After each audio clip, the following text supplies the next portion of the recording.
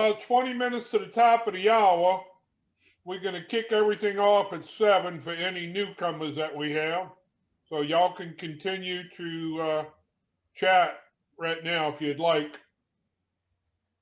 Well, let's go ahead and jump in and do a couple gallery items since we've got time to burn at the moment. That's good. Okay, so Bruce, you're going to be first up. Let me share.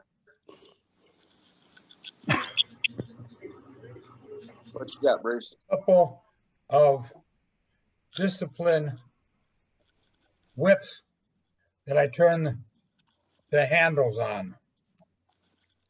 Anyone can use them. Oh, whips. Nice. Riding crutch. No, they're discipline. Yeah. They keep your mate. You keep your mate in check. That's how you fall off the horse, not jump over it like I did. And that's how the fight started. Your relationship is far different than mine is, I'm afraid. Very nice. All right. Very nice. Nice looking handles. Are they one piece or do you assemble them? The whip part you buy, and then you put the handle on like you would put on any other handle, drilling a hole, stick it in with some epoxy, and then put on your leather, your leather hanging device. Gotcha. And what about the rest of the bits? This is all one piece right here. Okay, very cool. And it really comes back, really get some attention.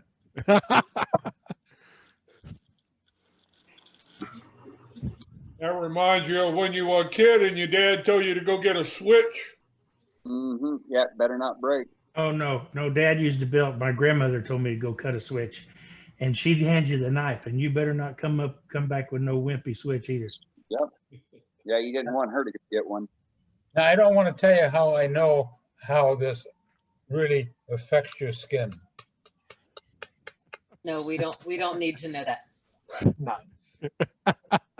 All right. We'll take your word for it. Definitely. All right. Doug Miller, what you got, buddy? All right, got three things for you here. Christmas time, so did a bit of a snowman. Did 4 of these the other night. In fact, I've got some video on YouTube if anybody cares to see that done. I've got several on snowmen, and the companion piece, some little Christmas trees. Those will get, these are totally unfinished at this point other than sanding. They'll get some, well, I got a Christmas tree here that's got the decorations on it. Oh, can you see those? There we go. Yeah, why not? Just little paint dots there for decorations. And the snowman, snowman will get mostly black dots for eyes and whatnot, and a little orange dot for a nose. And then somebody, I was trying to share that there's more than one way to do things on a YouTube live video. And guy, I wasn't trying to argue. I really wasn't. I just saying there's more than one way to do things.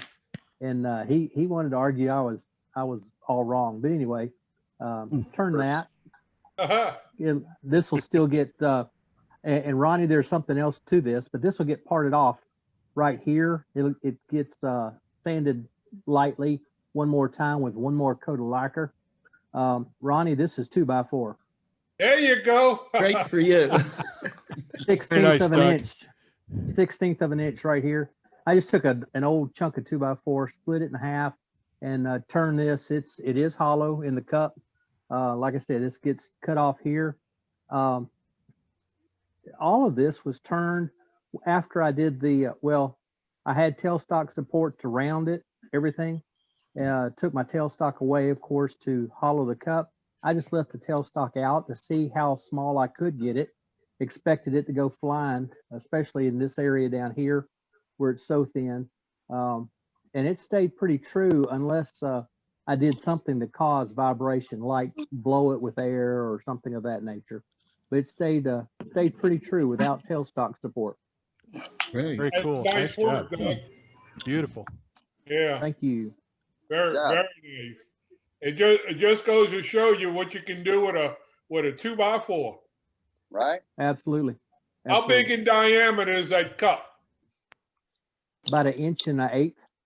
Oh, okay, all right. It looks bigger than what it is. Okay, now, okay. Yeah. It- There's looks there's my big. hand, so you can see Yeah.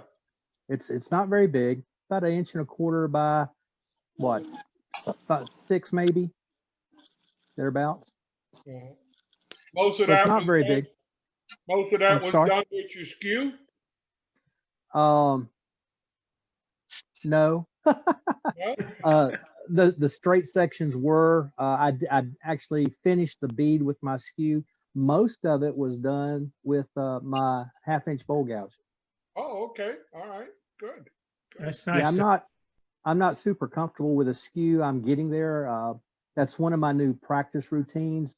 When I get on the lathe, I'm going to try to spend 5 to 10 minutes just running a skew, and just to get my eye adjusted to the light and my hands ready to go on other things. But yeah, I've not practiced enough with the skew. So yeah, That's what it is. You gotta use that skew a lot to really get used to it. had a guy say one time, there's only a certain number of catches in a skew. Once you get those out, it ought to work beautifully for you. I haven't found the limit to my skew yet. Well, I'll be glad to send you a catch-free one if there's a limit to it, because I've got all my catches taken care of. Okay. Sounds I've like done a them speaking all. moment, huh? What you got, Okay, Bob? I've been turning some little birdhouses for my neighbor for their grandchildren. And this is one Oh, I've turned, nice. That's nice. and I wood burned the top, made it look like little shingles. Did you And then, freehand it or index it, Bob? That was cute, Bob. Nice Thank work, you. Bob. That's very Thank you. nice. And this is one I did, a little different finial on it.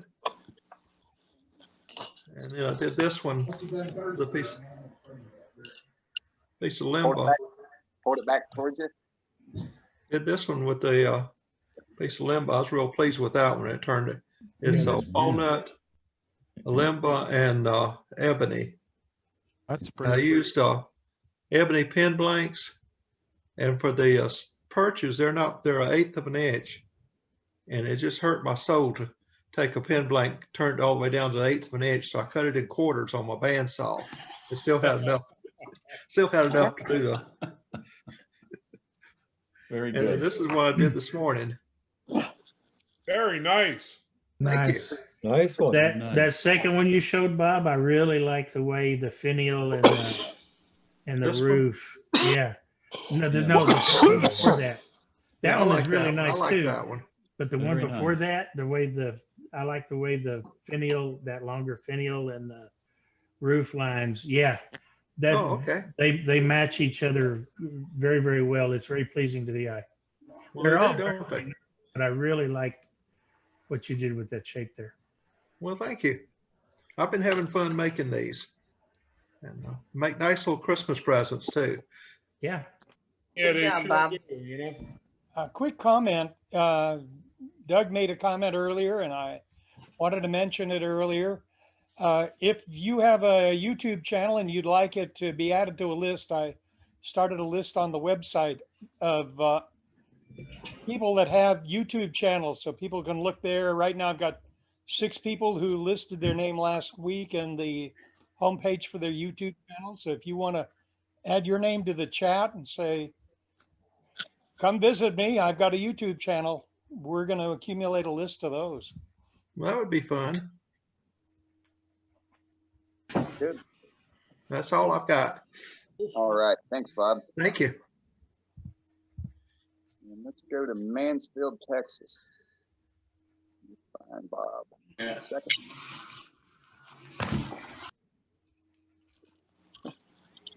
He's got no video. You Bob. still stuck with me. Yes, I know. Bob in Mansfield, did you have something you were wanting to show? You have to turn your video on.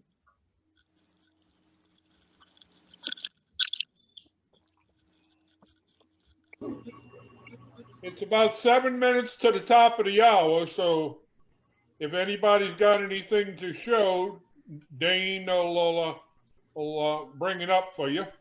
Cue you up. Hi, Brent. Hey, how you doing? So last weekend we went up to the mountain and pulled off a bunch of dead aspen. And so I spent the week turning these little tri-cornered candle holders and such. I made them flat in the bottom so it holds a pillar candle and such. I made about 10 of these for Christmas presents this week. Some of them I put a secondary hole in the middle so it'd take a tapered candle and such. So some had little worm features in them too. So, but very nice. Just learned how to do tri-turns. So. Very nice. Nice job. One knows. Thank you. Is aspen a hardwood or a softwood? Well, technically it's a hardwood, but it's pretty soft. Turns really nice. You really got it shined up nice. Well, that's the lacquer. Very nice, Brent. Those are fun. They are. They're a lot of fun. Indeed. Thank you. Larry in Ohio. How you doing, sir? You hear me? Yes. I got a little lighthouse here that I did. And That's neat. The base is a 4x4. I don't know if that qualifies for your 2x4 club or not. If it's fine, you in the club. Okay. The top half is maple, and then the reason it's used the square bottom, it's also a bandsaw box. How about that? That's nice. That's pretty cool. Nice. We got a friend who is crazy about lighthouses, so this is for her again. Very nice. Is the globe glass or plastic? It's actually a cup. Oh, there you go. Plastic cup, and cut it off, and then here's a little candle in there. Oh. Right on. Nice job. That's pretty cool. That's nice. Really Very, nice. very nice. All right. Thanks. How do you cut that cup? How do you cut that glass cup? Well, it's plastic. It's plastic. Oh, it's plastic. Okay. Oh, okay. I've experimented a little bit with it, trying to. I think I finally used a burn it around and then trimmed off the edges. Oh, okay. If you cut it with a saw or something, it splinters. Oh. Okay, very good. Nice work. You can use a wood burning skew tool, or you could use That's I've cut what I did, those yeah. cups with Dremels with the Dremel saw too. Not the saw, but one of those diamond wheels. Oh. Yeah. I did it with the wood burning tool, like you said. I had to do a couple to get the final one. Not bad. An X-Acto knife. An X-Acto knife look works at those too. little battery-powered lights that go in there. They look just like that candle, but they're little battery-powered lights that are. That's what this is. Oh, okay. No, I don't want to put a real candle in there with a. I thought you threw a candle in there, and I said, it could have been a problem. It's a one-time use. I like it. Does that candle light flicker like a regular lighthouse? No, this one doesn't. But the one that they're talking about, the battery operated, you actually have it, the flickers like every 10 seconds like a normal lighthouse would. Well, it flickers a little bit. You can see here. Oh, yes, it is flickering a little bit. You can also get the ones that turn around. Oh, really? Yes, sir. That'll be in the next one. Miniature lighthouses, lights, miniature lighthouse lights. Oh, I've never seen those. I'll put a battery in mine and show it next time. Okay, that's good. It's like a night light. Oh. but the problem is that it uses a photoelectric cell, so at night it turns on. But the problem is it turns on all night, and in 1 month you used up all the battery. So you have to change the battery all the time. Or put a light in front of the lighthouse to stop the light from flickering. Interesting. That's good. All right. All Let's, right, thanks. let's go see Trace. And then Ronnie, can you make Trace a co-host? Who's that? Trey?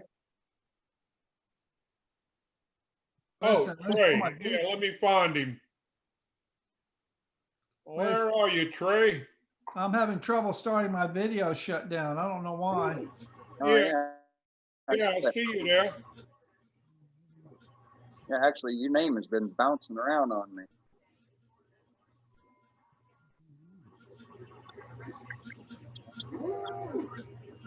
Just a second, I'm having a problem with my video. Yeah, look that way. All right. Let me get out and come back in and see if it makes a difference. Okay. Let me see if I can.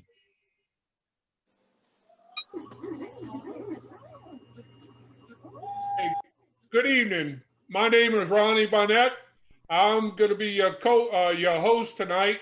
Captain Eddie's a little under the weather, so hopefully everything will run as smooth as it does every week with the help of everybody. So right now, we'd like to welcome any new members that we have tonight, and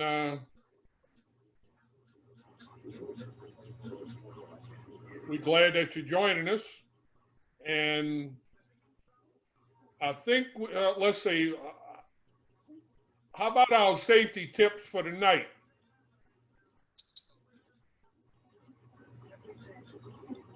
Jeffrey, are you there? Yep, I'm here. Well, let me try to, there you are. There you go. You have a safety tip for us tonight? Turn off the Yeah, I bulb. even pulled my hair today. Hey, last week we were talking about safety, and one of the things Captain Eddie brought up that kind of thought about the rest of the week, you know, being it's cooler out there and wearing long shirts and stuff, make sure you got those tied back or rolled up. I mean, I know he talked about it, but I want to make sure we really instill, be safe. Safety glasses underneath shields, if you can do it. It's better ones that wrap around. Saw some pictures up on Facebook where somebody was using this sander. Thank God he had a glasses on, right in his glass, sticking there. Didn't get hurt. Also, tailstock support. Turn with it as long as you can. Keep that wood supported. And then I know we've talked about tool holders and where, you know, organization of where to put your tools and stuff. Don't go keeping the tools all sticking around where they're sticking up in the air, where you go to either have to reach for one, you get caught on another. You know, if you have them sticking up away from you where you can grab the handles, if you got them in a table or a bucket, down. Make sure you don't have to go over and reach for a bit coming up. A lot of us are on blood thinners. We bleed easy and we stay bleeding. So let's not bleed. And you guys be safe and have a good holidays and Merry Christmas, everybody. See what was wrong with Eddie. Right on. Thanks, Jeff. Thank you, Jeffrey. So let's see. All right, Ronnie, I think Trey is back in line here. So Yeah, I'm back up. There we are. Let me get to you, Trey. There he is. Gotcha. Okay, I didn't turn this. This is a Nick Cook bottle stopper, but what I'm really showing is this jig right here. And what it's for, if you're turning a bottle stopper and using cork on it, it allows me to stick it in there and cut it off on the bandsaw, and my hand is safely on the other side of the blade. Good idea. So my hand is safely there, and it'll cut it straight across. Now the hole is slightly tapered. I drilled the hole and then tapered it a little bit so the cork fits in real well. But it's a safe way of cutting it. Now I also went through and continued doing it. I have a little piece in the corner that allows me to hold it straight to drill it. to put on the bandsaw and drill it. I added a little block here on it to step it up above the corner because you always get sawdust thrown into a corner and you can't get stuff into the corner, but it allows me to hold something on the bandsaw and straightly drill it. So this is my jig for bottle stoppers. Good Good idea. idea. Being That's a safe. good Thank you, idea, sir. Trey. Great idea. But anyhow, it's a safe way of cutting it off on the bandsaw and keeping your hand away from it. Hey, Trey, that drill that you use to taper that, what kind of drill is that? I drilled the hole and then I tapered it with a just a grinder. Oh, okay, all right. I thought maybe there was a special drill. No, just like a Dremel type grinder.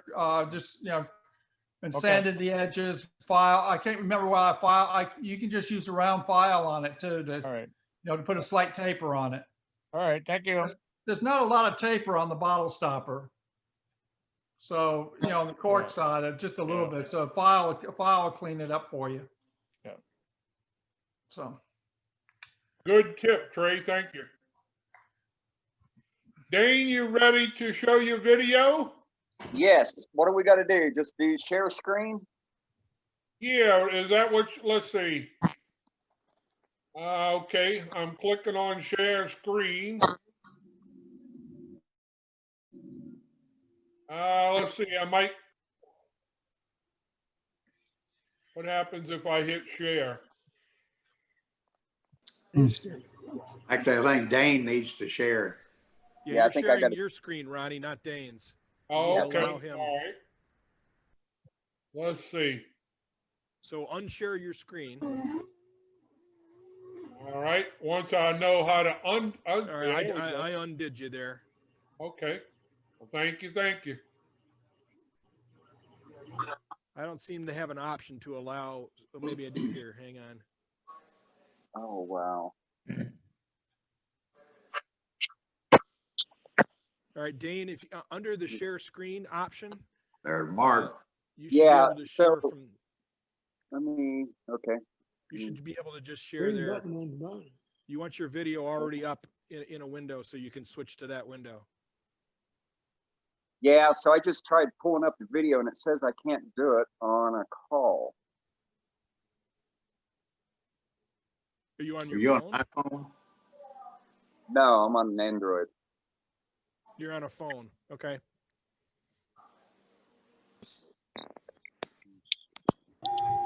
Let's see, Dane, why don't you work on that? Matt, can you have a short demo? Yeah, I do.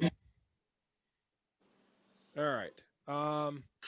So my little demo here is on how to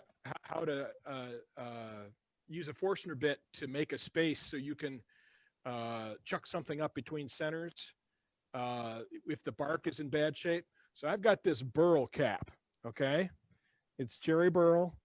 It's punky. The bark is soft. The back is the flat side is a little punky.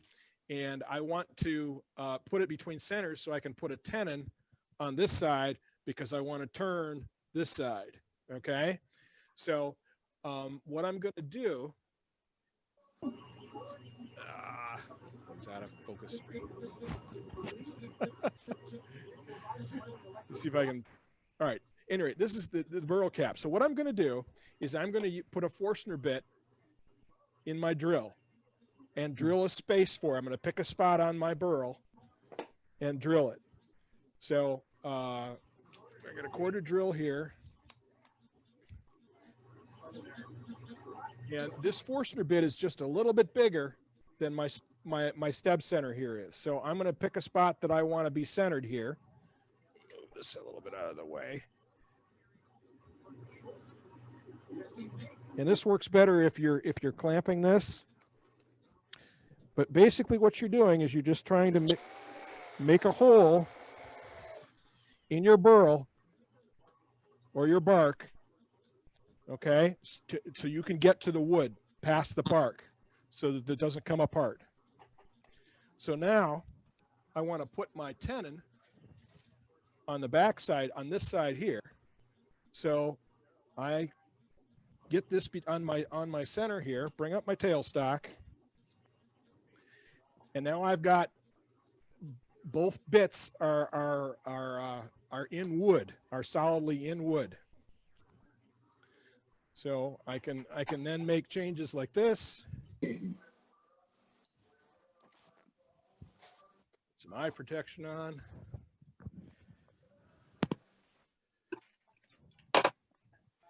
And I can begin to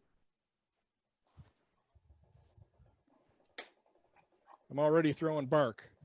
So I want to make my tenon about there. I'm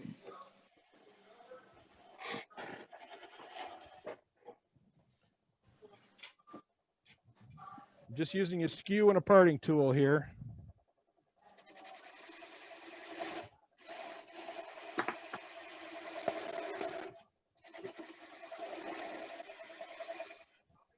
He's on there tonight, but he never did answer me. What's that? They were asking about your step drive. It's a basic step drive. I just got it. I'm just holding it in my, so there's my tenon. It's a basic step drive. It's got a number 2 MT and I've just stuck it in the chuck. Looks like that. Okay, this works with a spur drive or anything else. The bottom line is you need a purchase for your steb or your spur, and you can make it with a Forstner bit. Okay. So and then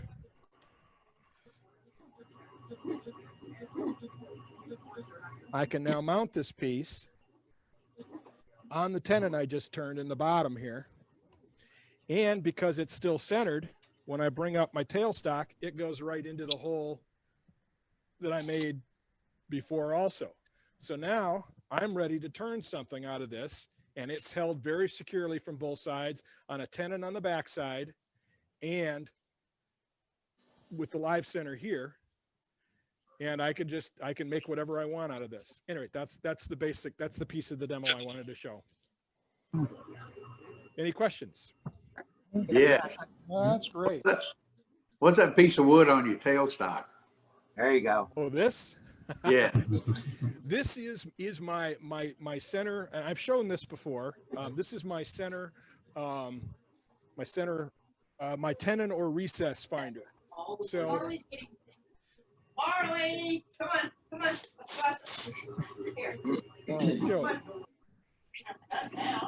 The hole is so it fits over my tailstock quill. Okay, the big hole. Just to mention what Dr. Karama said about you don't need baseline antibody testing before getting the vaccine. I completely agree. Hold on just a also second. don't need Everybody to get like a nasopharyngeal swab or a nasal swab or something like that.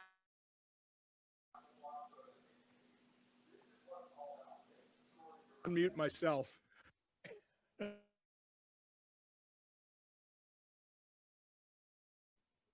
All right, I'm unmuted. The small diameter is my chuck size, okay? My tenon for tenons. So that fits in there like that, okay? And the outer size is my minimum recess size. So I can eyeball it it's just sitting here in my tailstock.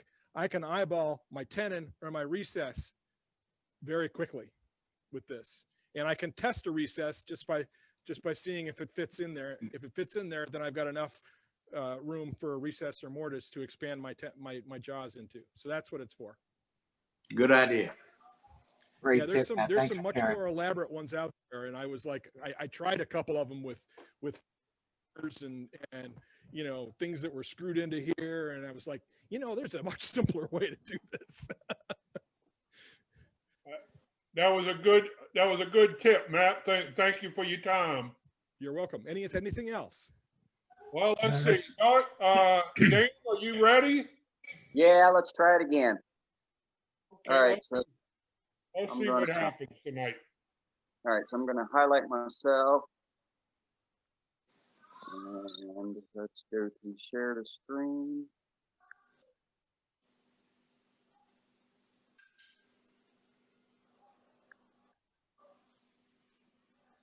But Dane, your shop looks so organized. Well, thank you, but it's not. I guess in comparison to what some shops look like it is.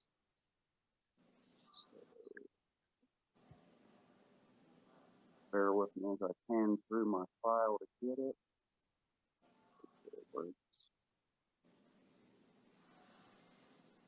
And it is not allowing me to select it.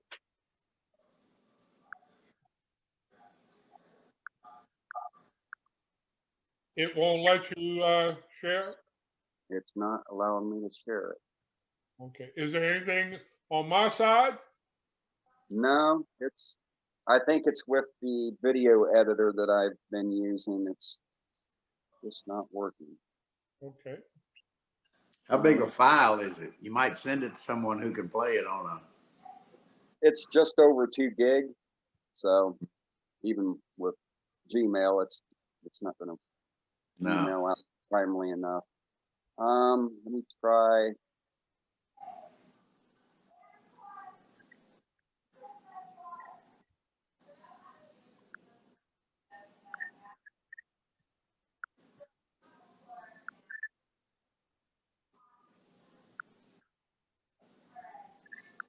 One more time. And if not, I should be able to grab it just as the raw video itself. Maybe. Yeah, it's just not recognizing the MP4.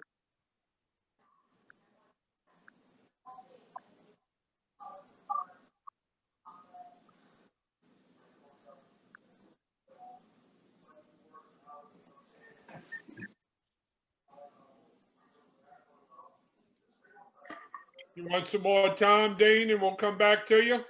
Yeah, please. It's okay. Let's see. Apologize. Does anybody have anything to show tonight? Anything else? Let's see. Rick Barnes has requested to show something. Okay, let's see where he's at. Everybody is muted, so if you need to speak, just push down on your space bar and that'll unmute you, or you can go to your you can go and unmute yourself too. So let's see, where are you, Rick? I'm out here someplace. Wave your hand or something. I'm looking for you. Let's see. I got him, Ronnie. There you go. There you go. Okay, Ronnie, I want to be part of this 2x4 club here and get my certificate suitable for framing. This is just one of the wine stoppers that I've done. Just a quick one done in shine juice. Done several Christmas ornaments, but they're not here at the house. They're down at the shop. But anyway, I've enjoyed it. Next one, I'm going to work on a goblet. And then I've also played with a little toothpick holder. I'll get this back. What's going on, Wolf? Oh, okay. What's going on, Wolf? That's nice. That's nice. It's made out of cherry with a walnut top on it, cherry center. But I enjoyed doing that. It was just a little kicker item. That's a nice item, yeah. What did you use on the inside of it? Very nice. Did you buy that as a kit? Nope, I turned that. The bottom's a piece of walnut that holds the toothpicks. The shaft I made out of a little piece of ash that I had in storage or something. Hold it back to your face. It's too close. There you go. There you go. How's that? Oh, I see. It's all wood on the inside. Okay. Bring it back towards your face. Yeah, that's all wood. 3 different kinds of wood, but it'll hold the regular plastic toothpicks, the wooden toothpicks, and the little plastic bags. But I enjoyed doing it, something different. Real nice. Very nice. Very nice. Anybody else have anything to show? If you do, push down on your spacer bar. I got something, Ronnie, All right, where are you? right here. Tell me who you are so I can find you. Joe Huck. I got it. There you go. All right. You got me. I wanted to be part of the 2x4 club too, so I turned some tulips. Hey. Hey, those are nice. I just stuck a wooden dowel on the bottom of them, but they're not the easiest thing to make either. But I just thought it'd be something else. I leave them. I don't paint them or nothing. Otherwise, nobody knows if they're wood or not. So I leave them the way they are, and everybody kind of thinks like, "Wow!" But nobody seems like they want to try to tackle to make one of them. Yeah. That's all. That's all I got. I love those. Those are awesome. So how did you carve them and cut them and go around them and stuff? When I turned them, I just bored them. I'll take one off here if I can show you. Wherever my camera's at, there it is. I take them off. I try to turn them down so they're tapered a little bit. I bore them. You can't see, but I bore them with a Forstner bit. And then I Pull it saw back them. by your face. Okay. Well, here we go. There we are. There you go. Now we can see. Not it. used to being an actor, I'll tell you that. But anyway, what I did is I turned them so they kind of tapered here along the side. And then I bored them, and I took a saw and sawed across and made a cone-shaped piece that was just like an arbor, and put in there. And when I was finishing up the outside, it would expand them out a little bit so they'd flare out a little bit like they are. Mm-hmm. And because of a split with the saw, this tapered arbor I made would go down inside of it and flare it back out. And then after you turned it and it dried and everything, it turned out like a tulip. Very nice work. I can see you staining those, dyeing those, and you'd have a whole array of flowers there. Yeah. Well, I make a lot of them other flowers too that I spun before that I showed. So I'm kind of into flowers and vases, as you can see. There's a vase that I made for them. Nice work. Nice work. Job, Huck. My wife likes them anyway. She tells me I can't get rid of them. But that's all. There you go. Yeah, that's all I got to show. Thanks a lot. Ronnie, I've got a couple of things. They sound good clanking together too. John Yeah. Brown, I've got a couple of things, Ronnie. Okay, let's see something, sir. I got you, John. Hold it close to your face, Mr. John. Yeah, I've got it right up here. There you go. Now we can see it. It's the pens that I was telling you about there a little while ago, I think. That's for your nieces and nephews. Yeah, with dogs on them. Very And they're a Sierra pen blank or mechanism kit. And here's another bottle stopper that I made. It's made out of a Ruth Niles with a Ruth Niles stopper and just some more 2x4 to make a little Christmas tree on it, and I decorated it there. So There you go. Beautiful. That's nice. Looking nice. thank you. That's all that I've Nice. got tonight. Well, thank you, Johnny? Mr. John. That's nice work. John, do you have you seen the dog pens on Penn State? No, I haven't. Check those out. They've got it's a click pen, Yeah. and the top of it looks like a dog bowl. Oh, okay. The clip hangs down like a dog tail. Oh, uh-huh. The center ring around the middle says, "I love my dog." Okay. And then at the tip, it's got little paw prints. Oh, okay. I'll check it out. Just another option for you. Yeah, yes, it is. Yeah. Well, I'll give that a try. Thank you very much for the right. information. You're welcome. You got Jim Hurst from Eugene is up next. You go, Joe. Jim. Hi there. I've been making these gilded Christmas ornaments that Cindy Droza did at the symposium in Portland, AAW symposium in Portland. And DJ Marks has had some stuff out for gilding them with and staining the gilding. So these, I don't know if you can see it or not, but the gilding has turned red and orange.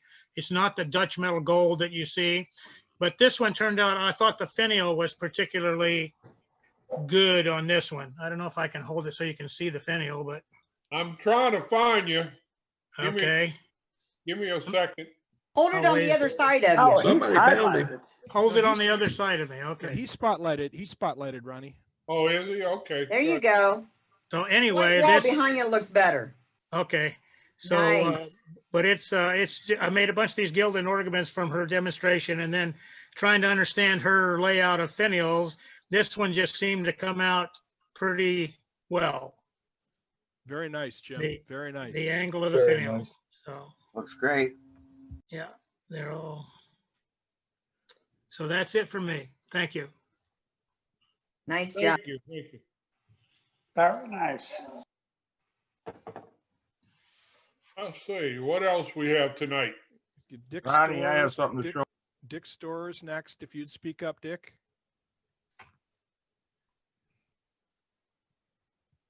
There we go. I'm unmuted now. Can you see me? Yeah. Yeah, let me pick up. There you go. Thought this was kind of interesting. Can you pull it back? Wait a Can minute, you I've pull it got, back, I've Dick, got so the we can chat see up it better? there. Can you pull it back so we can see it better? There we go. Like that? Yeah. It's the Sudoku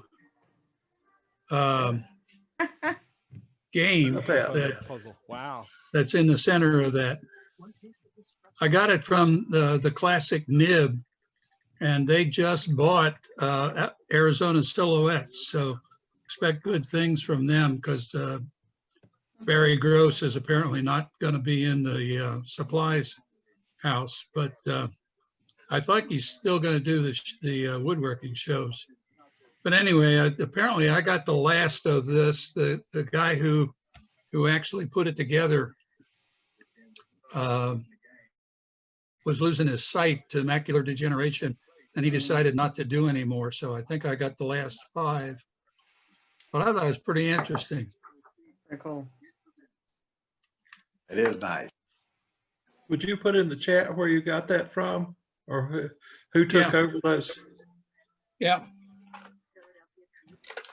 Got James Desbro from San Antonio. Speak up, James. I don't see you anywhere. Nice Did you job, see me yet? Dick. Oh, there you are. Okay. There Whoa. you go. Okay. What'd you just do, Dane?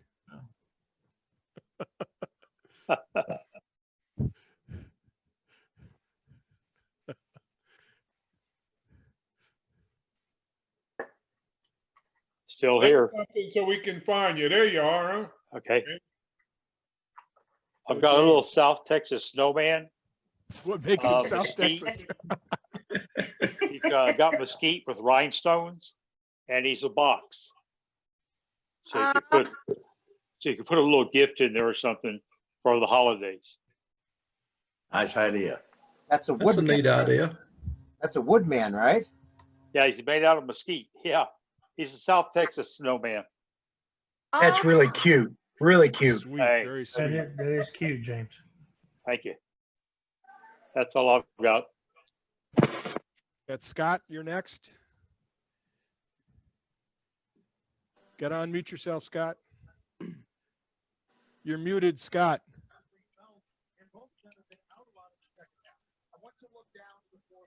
Scott, you're muted, buddy. I told you earlier that I was a metalsmith, so here's something that I've made out of some old silverware. So it's not necessarily wood turning, but it's just one of the things I also do. And then I've got a cherry burl that I turned about 2 weeks ago. If I can get it to show here. Pull it back towards your face. How's that? There you go. So it was a cherry burl that I picked up while I was hunting a couple weeks ago and turned it. So far it hasn't warped, so it must have been pretty dry when I found it on the ground. Well, burl doesn't usually warp, so good. Looks nice. Cherry burl's pretty. That is awesome. That's all I got. Very nice. Cool. Thanks, Scott. All right, well, folks, I'm not going to be able to do the video for whatever reason. My MP4 format video that I made is not being recognized by Zoom.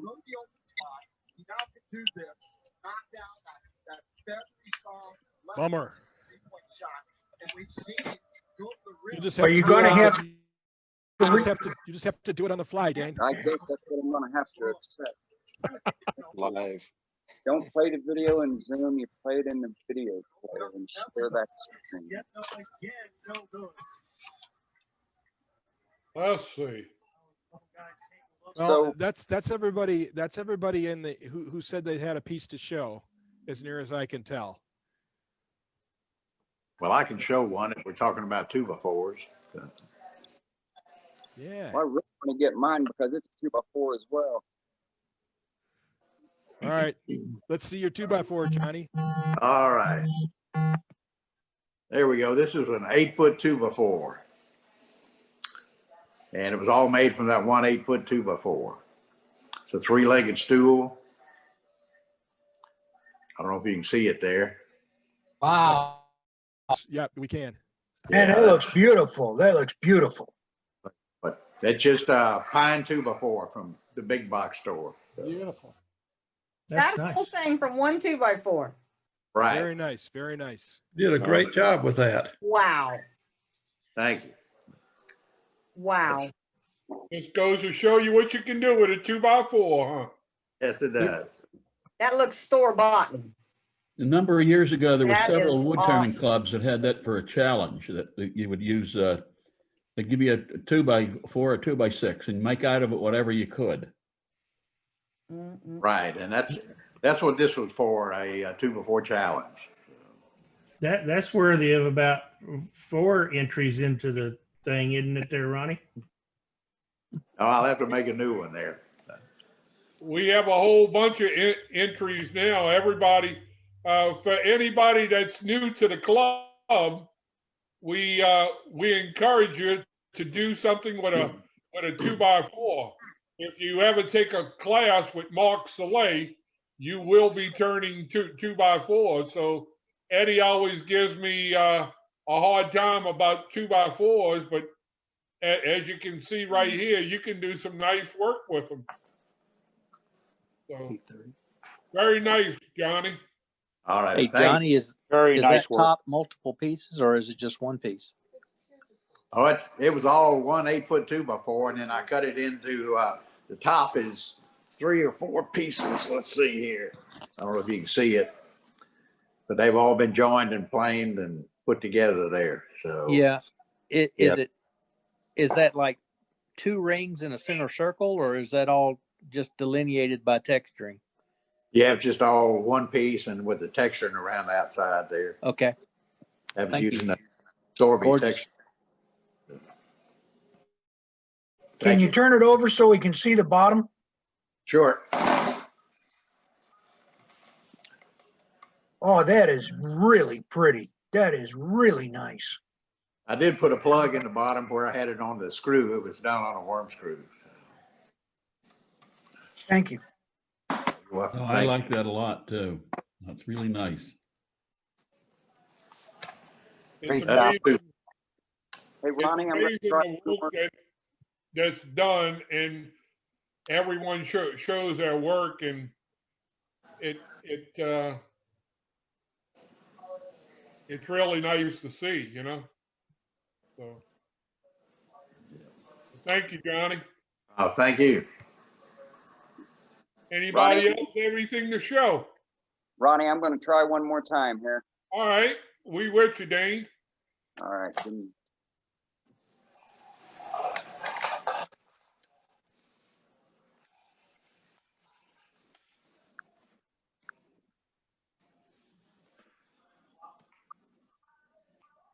Let's see, we got Johnny Hughes spotlighted for some reason. I think we. Let's see. I thought I was off. Yeah. Let's see, there's Dean.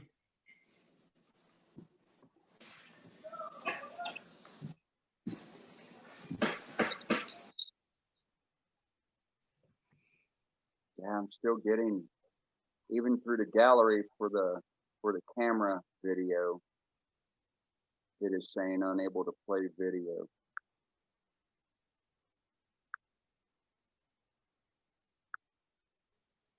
Hey, Dane, is it still locked by the program you'll use to edit the video? Maybe that's the problem. Well, no, so now I'm just I'm literally just using the gallery off of the Android system, the video, the raw video there. Okay. So what was your demo going to be? For a pill stopper on a 2x4. So when you do the share screen, You should be able to pick the app that it's showing the video. So what you want to do is start the video up in an app, pause it immediately after it starts, then go to Zoom, hit share screen, and pick that app, and then go and play the video from there. Does that make sense? yeah, so I'm going into my gallery. I've got the video up.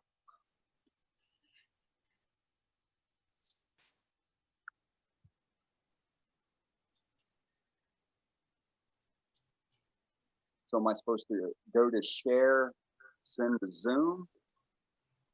You don't Or share Zoom, you share the window or the app that has the video in it. Yes, when you go on the share screen under the Zoom, and maybe it's the screen I need to select.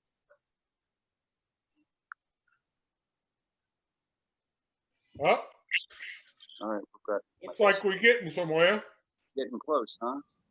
Absolutely. Gallery. There you are. You got, That's it. Yeah, it's I everybody. see the message. It won't let you play while you're on. Right. Ah, that's a drag. Yes, it is. Doggone it. Well, it's playing. Oh. Yeah, it was playing there. There you go. We got it. All right. Okay, here we go.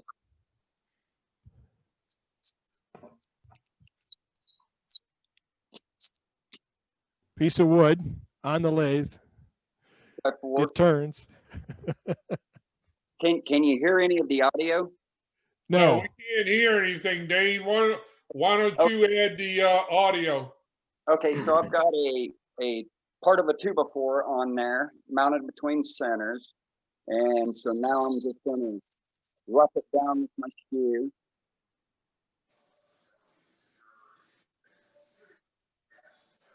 And so we're making chips and splinters. Face shield thing.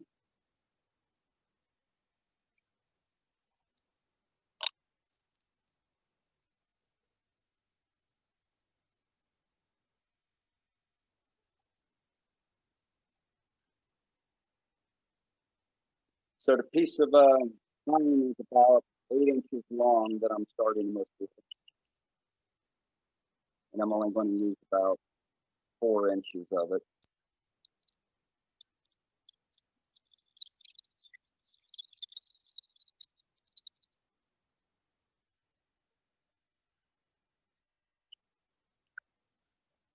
Notice on this skew, the part of the skew that Dane is using. That skew cuts from the lower end of that skew, from about the last third or 2/3 of that skew.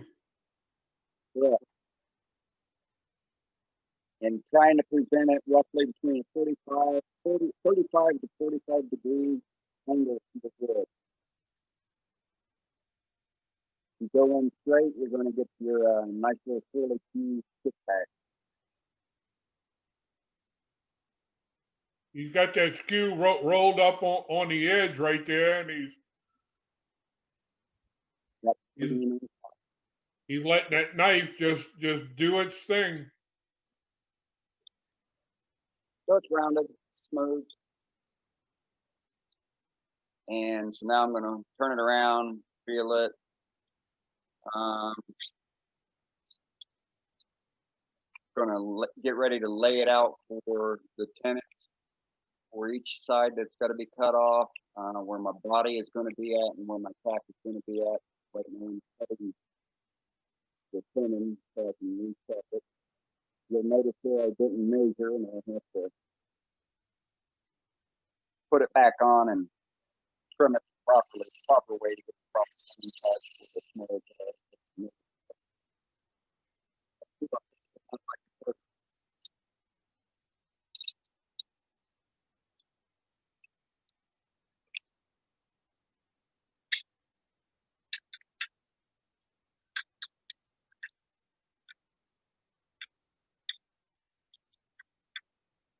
And right about now is when I realized, oops, forgot to measure.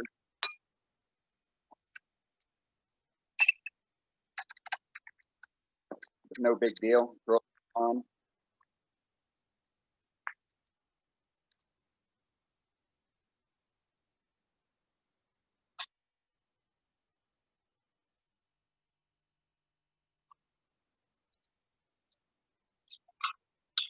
And so one thing you'll notice when you're working with 2x4 material is the wood fibers are very soft. There's not much force or mass to push the jar. So if you tighten them down in your chuck, you really don't have to tighten them down that much.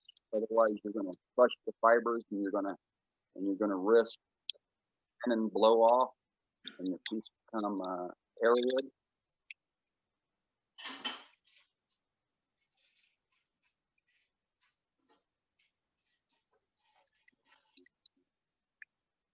And you can also create an out of balance if you go back and you're checking for tightness and you decide to crank it down some more. It will throw your piece out around again because the positioning was changed from tightening down on those soft wood fibers.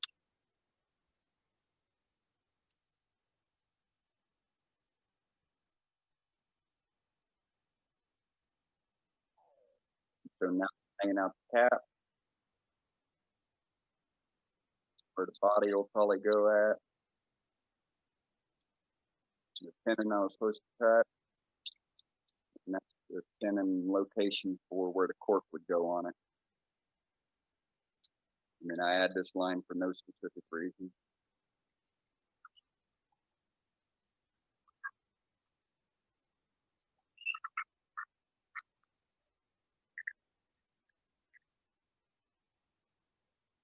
And so now I'm going to part off the body and from the cap.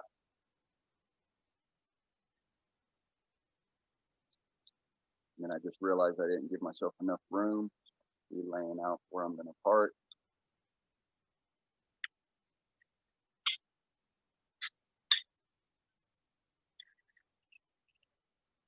And I'm turning RPMs at 1250.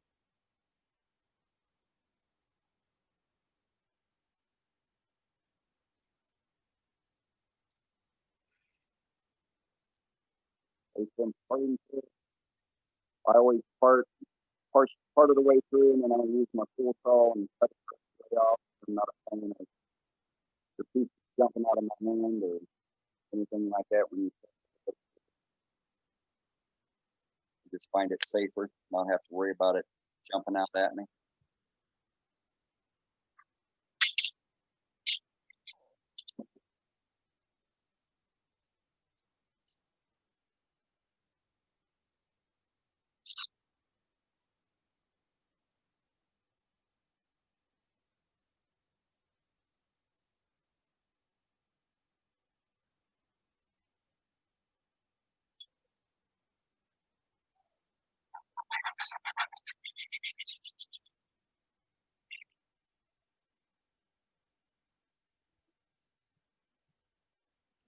I'm taking off the slack on putting some slack in on the tailstock so the pressure's not punching against the blade and the wood. And I still wound up chasing the piece.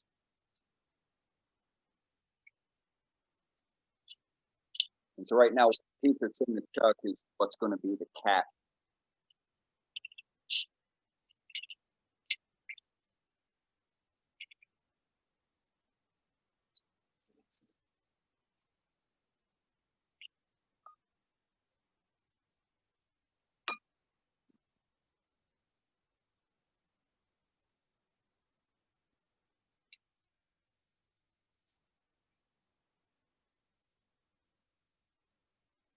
and I tried to refrain from sweeping my chips up. I'm constantly doing that. I find that if you keep your bedways clean, you don't have to worry about any junk getting caught underneath your headstock or your tailstock or underneath your tool rest yoke. Just makes things a lot easier for cleaning.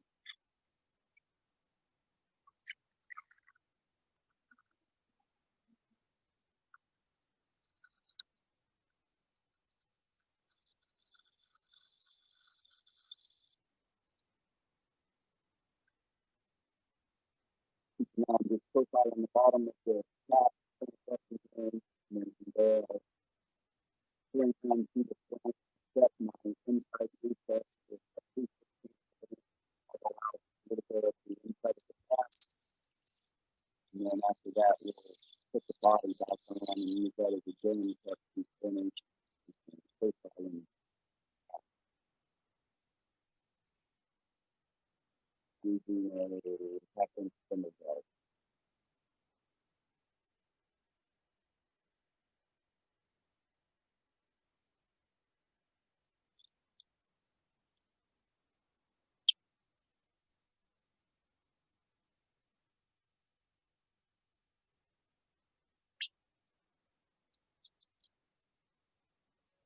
You'll notice on my tool rest, I always have a stop collar on them all and have it at a pre-select height that basically makes sense in the primary bowl gouge. And minimum adjustments I need to make in it. Using the height thing. Primarily, my tool rest is set automatically in my bowl gouge.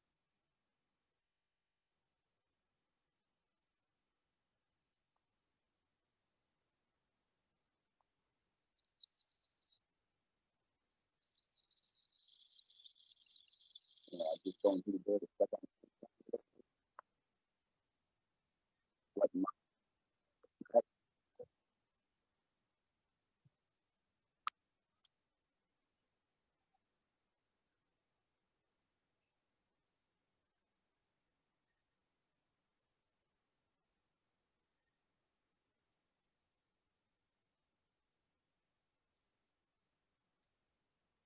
And so now I'm going to follow up the inside from the detail gap. So what I'm demonstrating is push straight in the detail gap. Same thing with the detail gap. And the blue pointed about 10 o'clock, 11 o'clock. And then you actually pull that cut out in that direction. Do a fine job with the inside.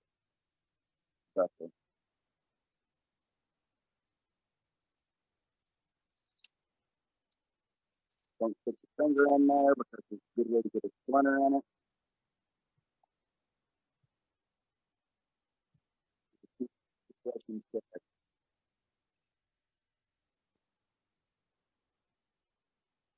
That's the way to clear out the wood chips so you can see what you're doing.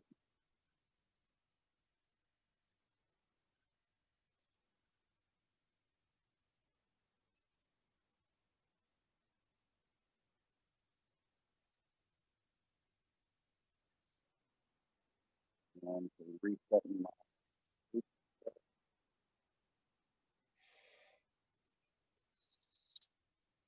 and again, I only put that in about 3/16 of an inch. So the cap is done. We'll top it off, and then we'll put the body on, and we'll put the cap back on the body and finish profiling the cap.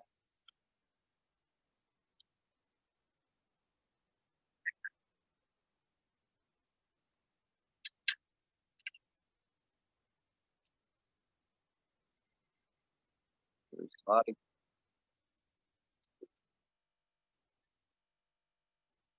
Put it in the chuck. Got room for live center tool. So first, whenever possible, use your tool. Use your live center for the additional support.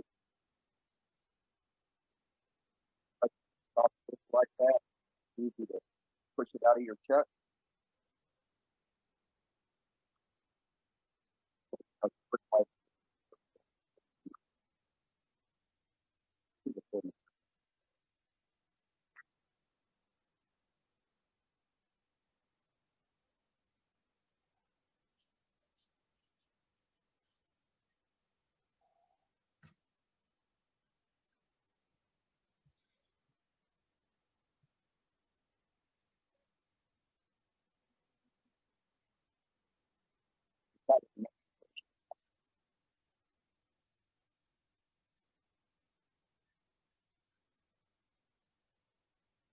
So I think I wound up on this initial. By a 16th of an inch, I had to turn it off and come back in on it again.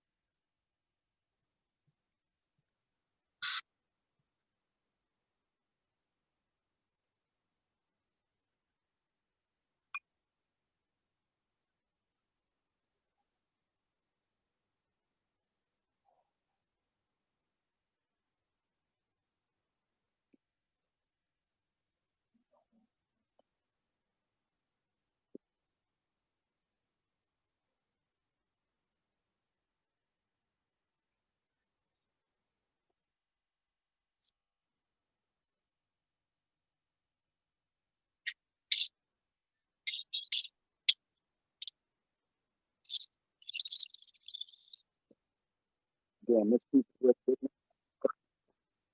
hopefully this is the last time I touch it.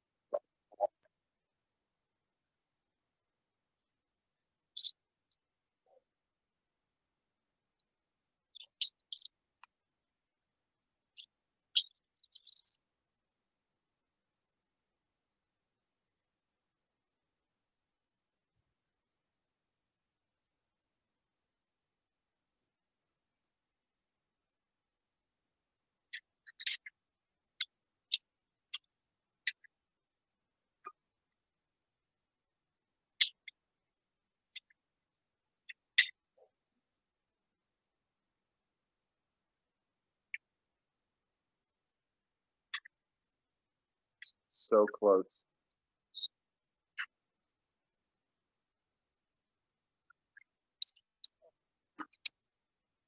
If anyone has any questions, they can ask.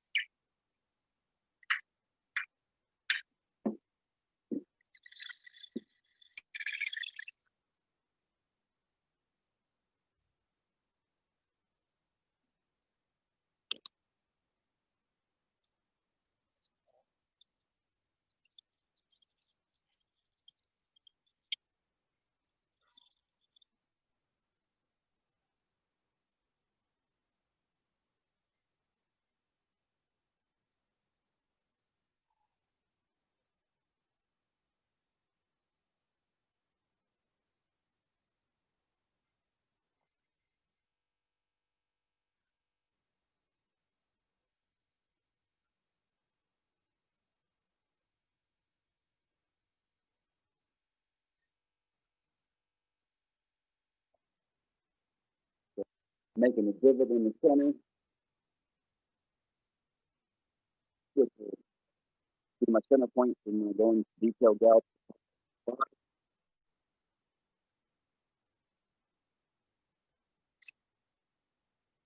And it fits. Yay. That's a good fit there, Dean. Thank you. Only took me 2 times. Hey, we've all been there. I know, right? That's the longest part.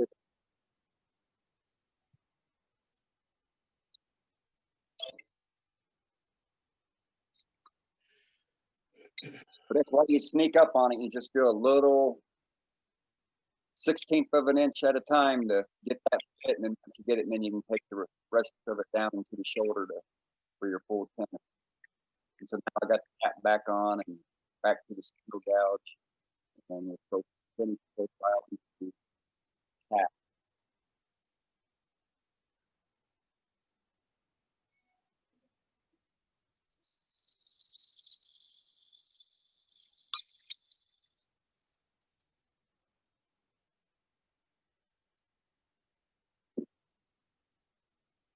was a tight fit, but it wasn't, it's not a snap fit.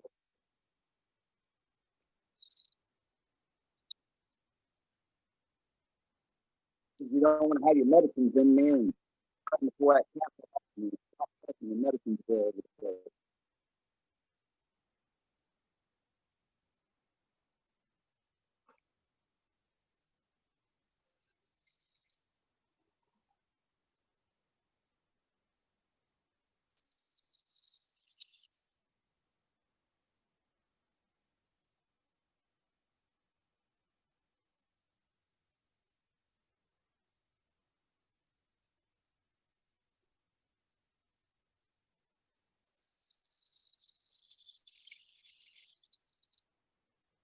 This piece of wood, it's a piece of fruit, left over lumber that when I lived in Germany,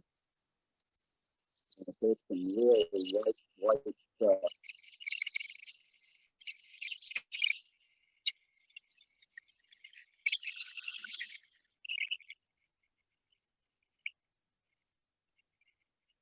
So my light's not doing them any favors there.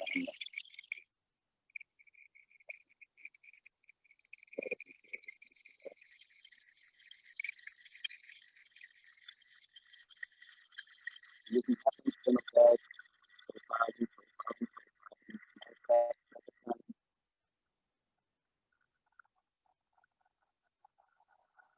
I also didn't measure my inside wall before I started profiling here, so one thing is in the back of my knee thing to make sure that I don't plow through the sides.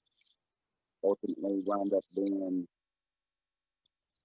probably a couple millimeters thick until I was finished. So it was real close to doing a bad thing.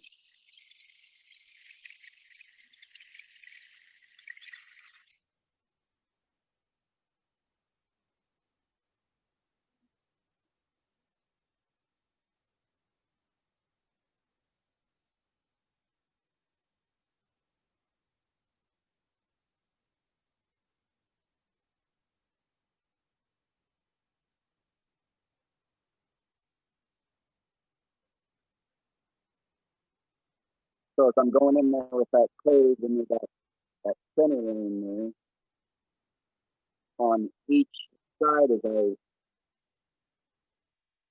as the tool tip goes towards the center of the wood, the tool handle is coming up in the rear for controlling the cut, and at the same time you're closing the flute on the cut to do away with any of the wispies that would otherwise be left right there in the center of your code.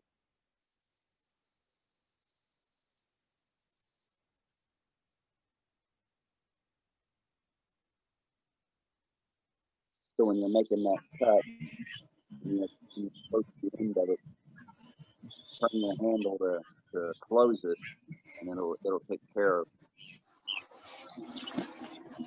those little ridges or little wispies that be left over from a cut when you don't close it.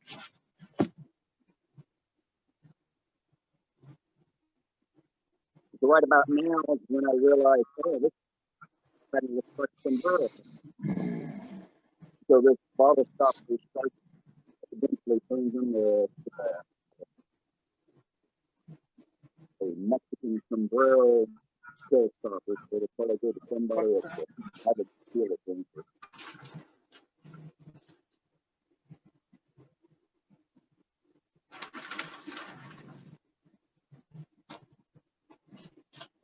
Probably going to put into message.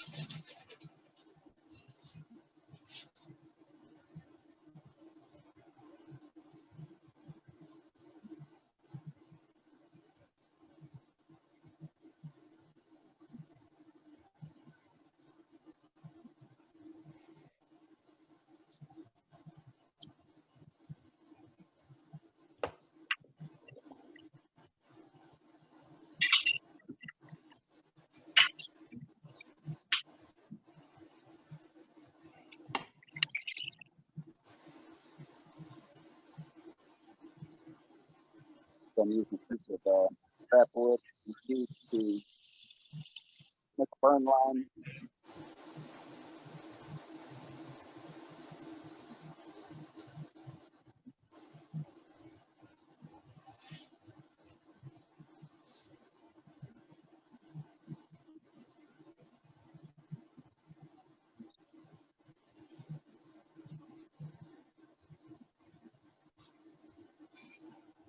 What are you putting those burn lines in with, Dean? A piece of Formica? No, just a tiny sliver of mesquite. Oh, okay.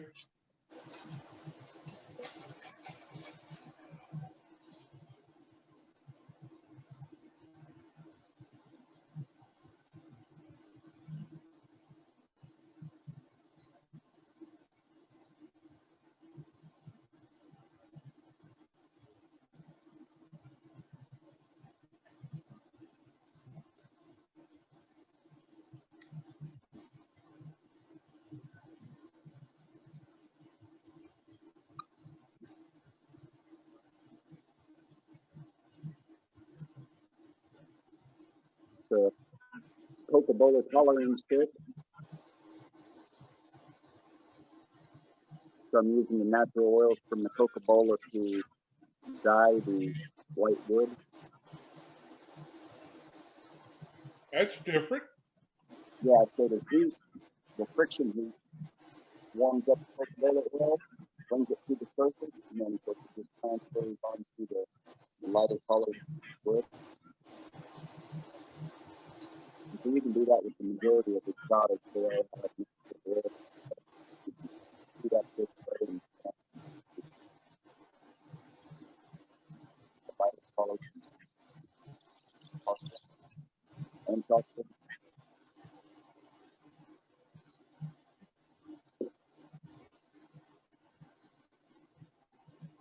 Makes a nice effect.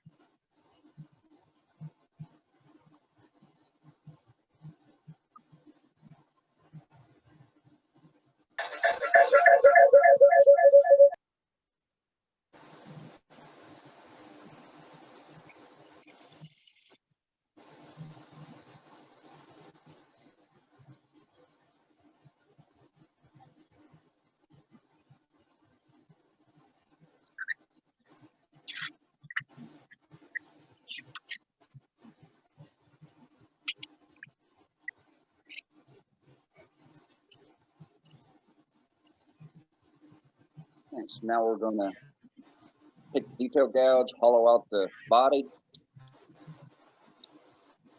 profile the body, and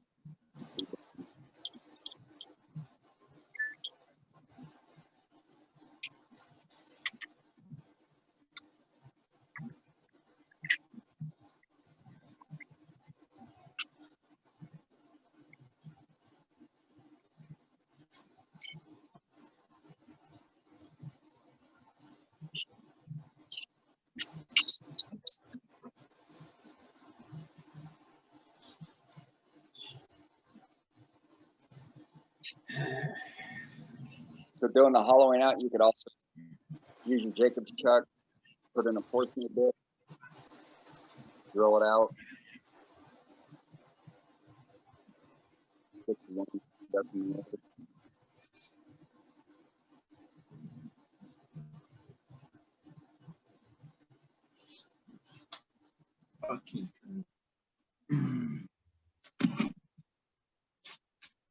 So again, I'm just pushing in, having the police at about 10 to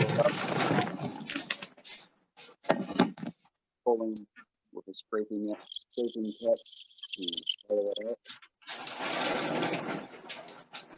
And it speaks. The louder it speaks, the thinner it's getting.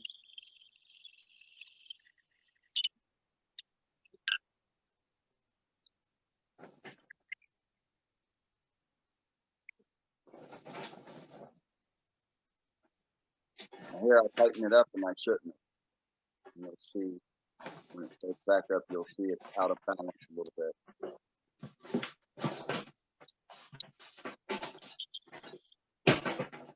It don't take much to get them out of balance, so.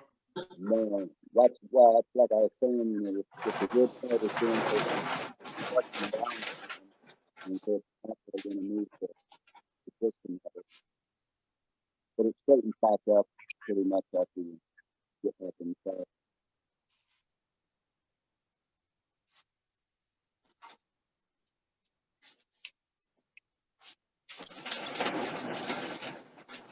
One inch.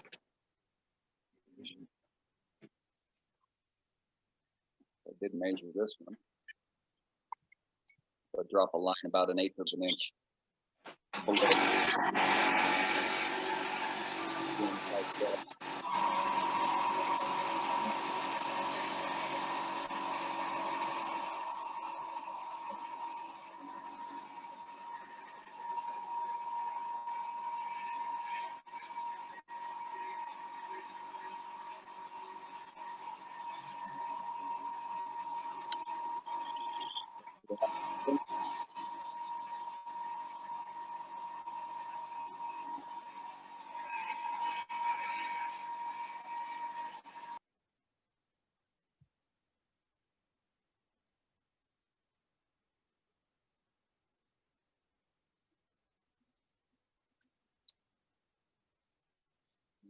We're going to bring up the live center for some support.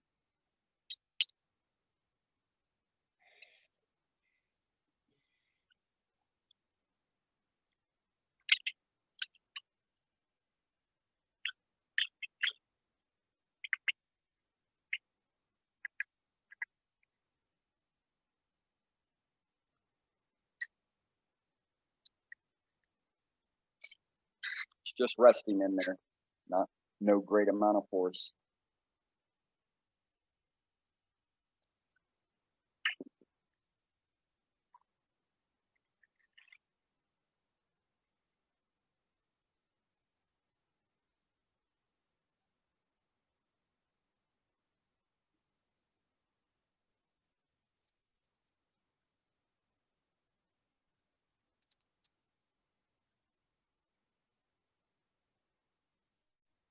So when I started this, I didn't have any particular design in mind on what I was going to do. I was just going to let the little super force tell me what it wanted to do.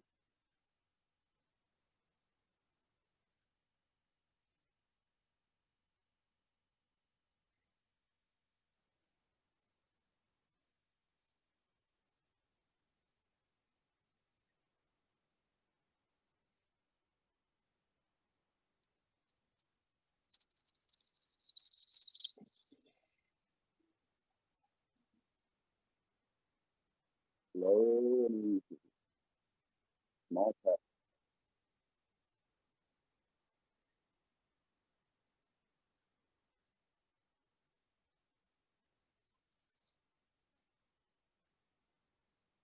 Looking at super force really realize it. Work on your tool control and your touch, doesn't it, Ronnie?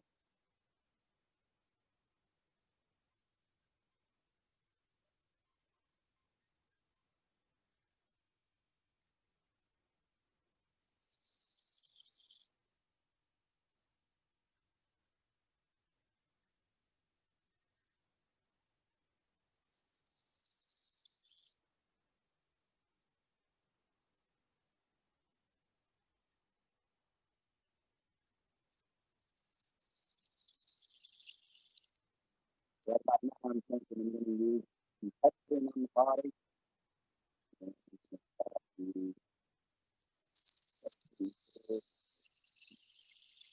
small, to throw some lines on the body.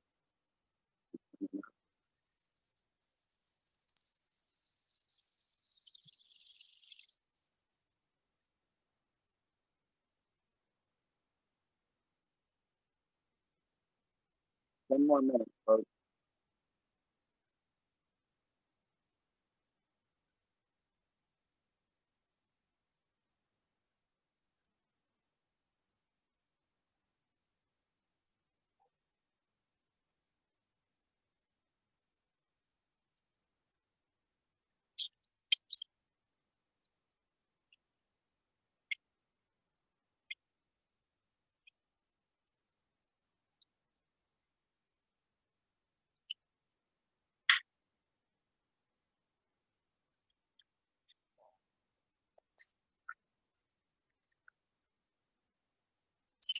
We're at about 600 to 700 RPMs right now.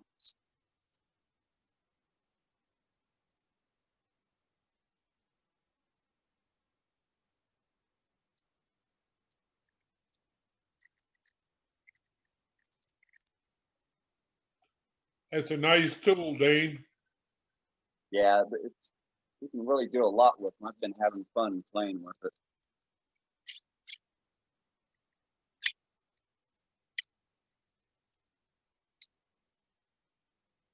And if you don't like it, you just trim it right off.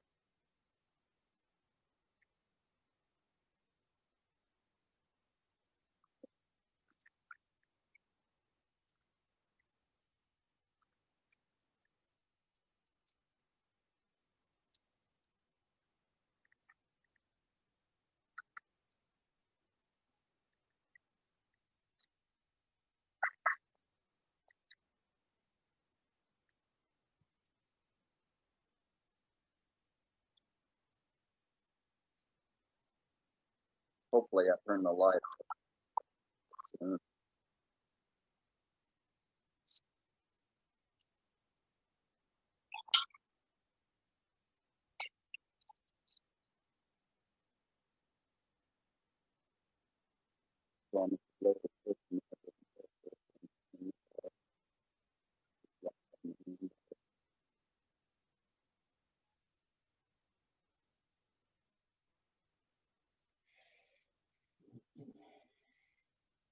Yeah, he likes it.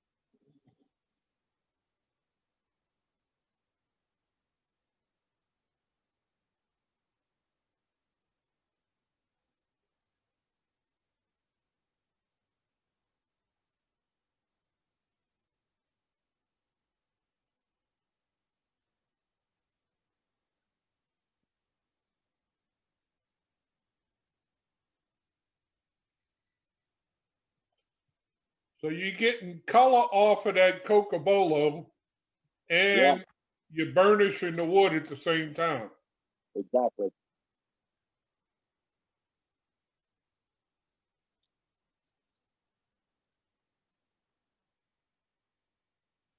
Does anybody have any questions?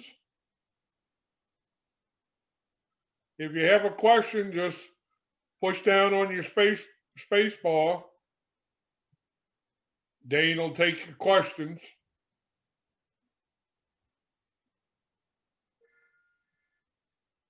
I like the Cocobolo idea. I've never seen a Cocobolo crayon. I haven't either. That's the first time I've seen that.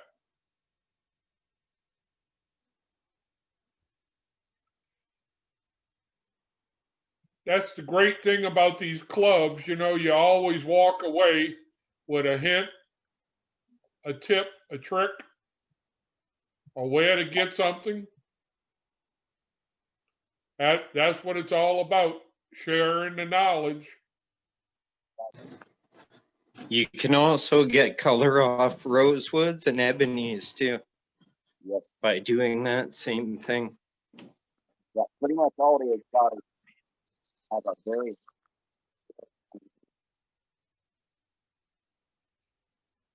I don't guess a 2x4 is exotic, huh?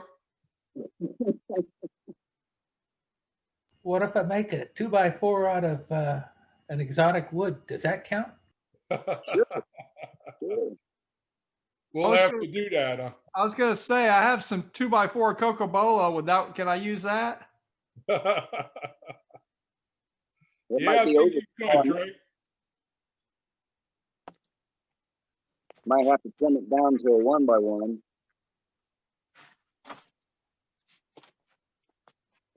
So I just cut About the 2x4 club. So I just cut the tenon into quarters with it.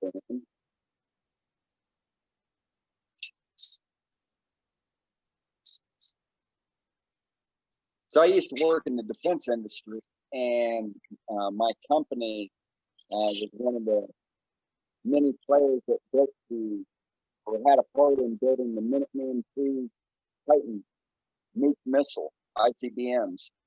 And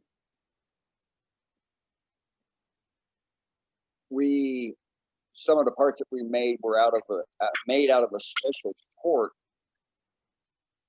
that was only fabricated and used for these missiles. And of course, when the Minuteman went away back in sequestered 2008, we had a whole bunch of scrap material in this port material. And, did the paperwork, and now that material is sitting outside to make various little projects out of, and so I'll set up my squares, laminate everything together, and that's what I use for my other projects.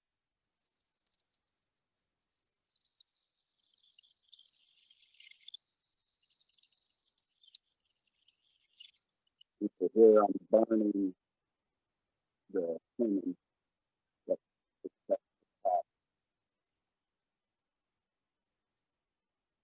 You can see the smoke. Smoke is good.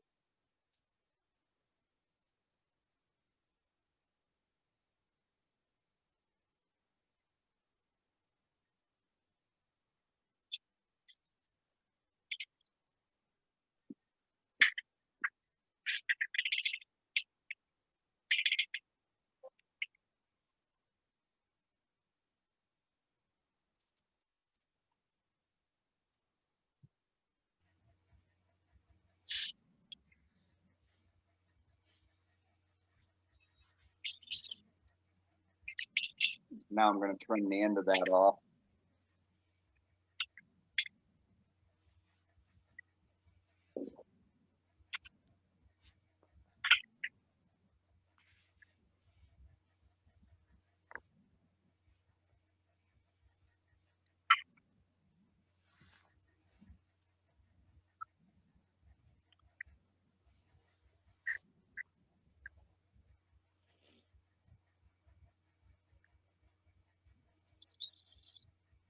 Oh, I should say make it smaller.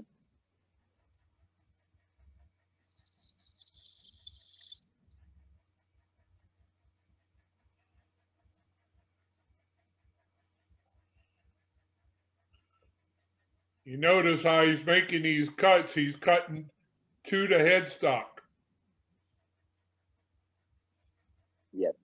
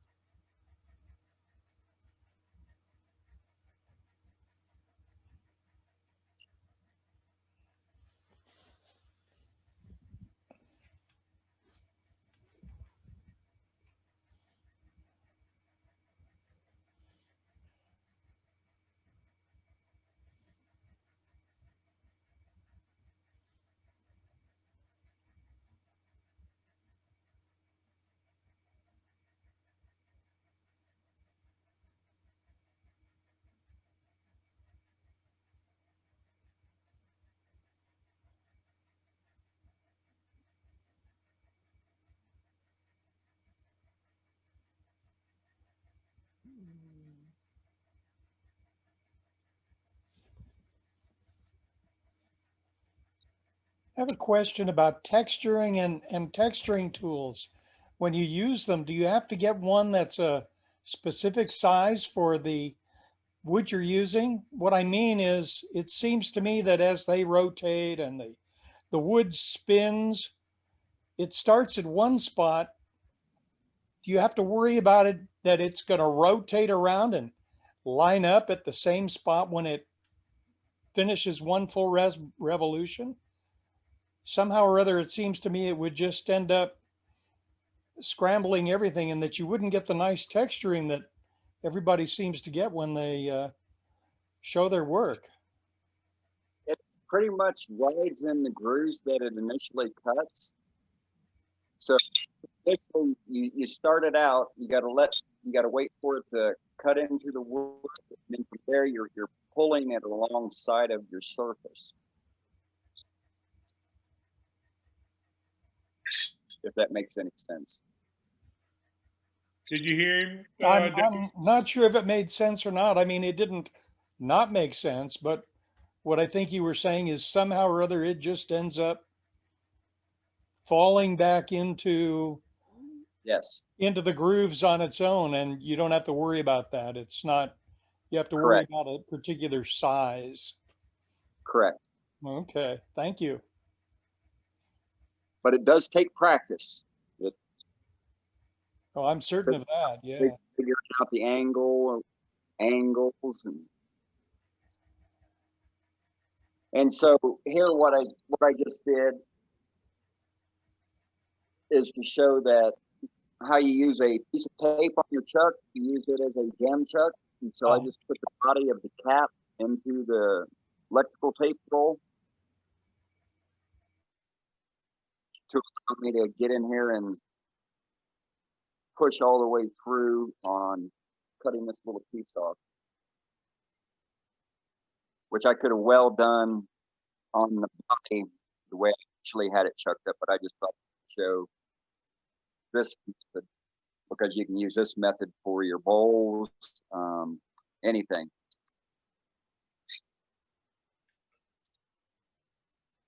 Whether the tenon or the vessel is sitting on the inside of the tape roll or on sitting on the outside surface of the tape roll.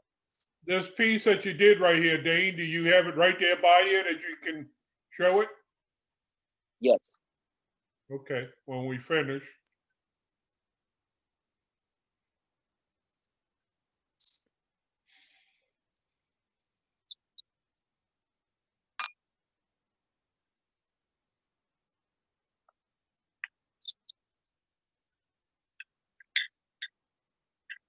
Brenda, close your eyes. You can see this part.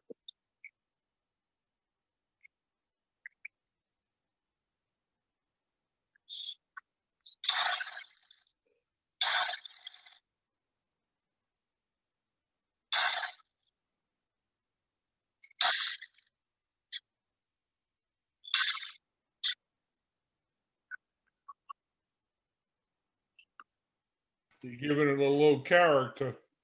Yeah. Are you afraid I'm going to try that? Are you? A little touch up. That's what that is. It's Burn a the little place touch down? up.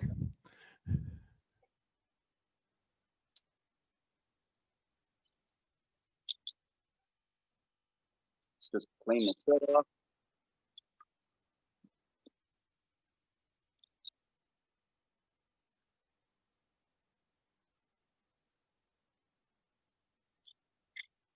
That's it.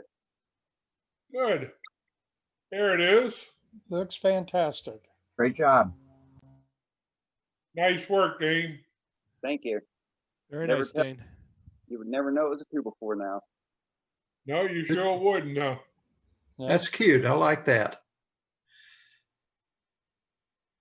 So that part gets cut off and then the cork goes on. It's ready to go.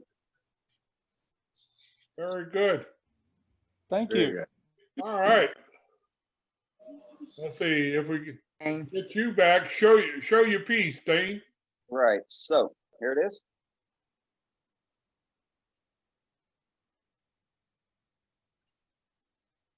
Very nice. That looks great. Very nice. And so initially looking at it, you can't tell that it comes apart, you know. So that's the beauty of it. Nice work. Nice work. Nice. Thank you, Ooh, I Dane. like that. Thank you. I had a better video with a really nice piece of mesquite. It had bird's eye, not bird's eyes, but it had a bunch of eyes in the cap. But unfortunately, I couldn't get the video to edit or come together correctly for me this morning, so I threw this one on the lathe this afternoon and put together for tonight. So. Well, thanks, Dane. It worked That's real it. well. Good. to see. Thank you. Does anybody else have anything to show tonight? If anybody has anything to show, On my dinner. what you got? Chicken and rice and potatoes. Did you bring enough for all of us? And the way I cook. How about Miss Kim Tippin?